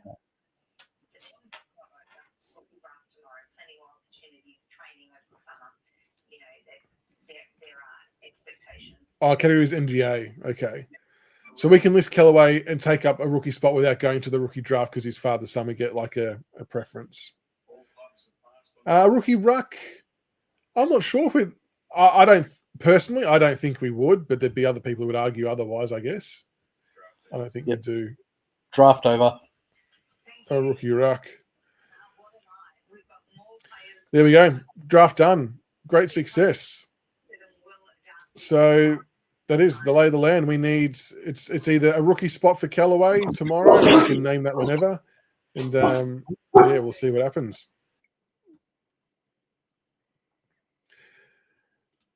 Greaves could I reckon Hibben-Hargraves was probably rated higher than Greaves on most Phantoms and mock drafts and rankings. But between the two of them, I think they're two pretty big sliders. And Max, I don't think Max King wasn't. Oh, yeah, he was bid on. And that's it. It's what's best. It's what's on the draft board. But it will be a fascinating rookie draft tomorrow. So I'm actually looking forward to. I'm not sure if the clubs release the articles or the videos or not, but I'm looking forward to seeing a bit more information about Piker and Roberts-Thompson from the club tonight and tomorrow, given that we've taken them. So South Australian tingent to our drafting this year, Grok.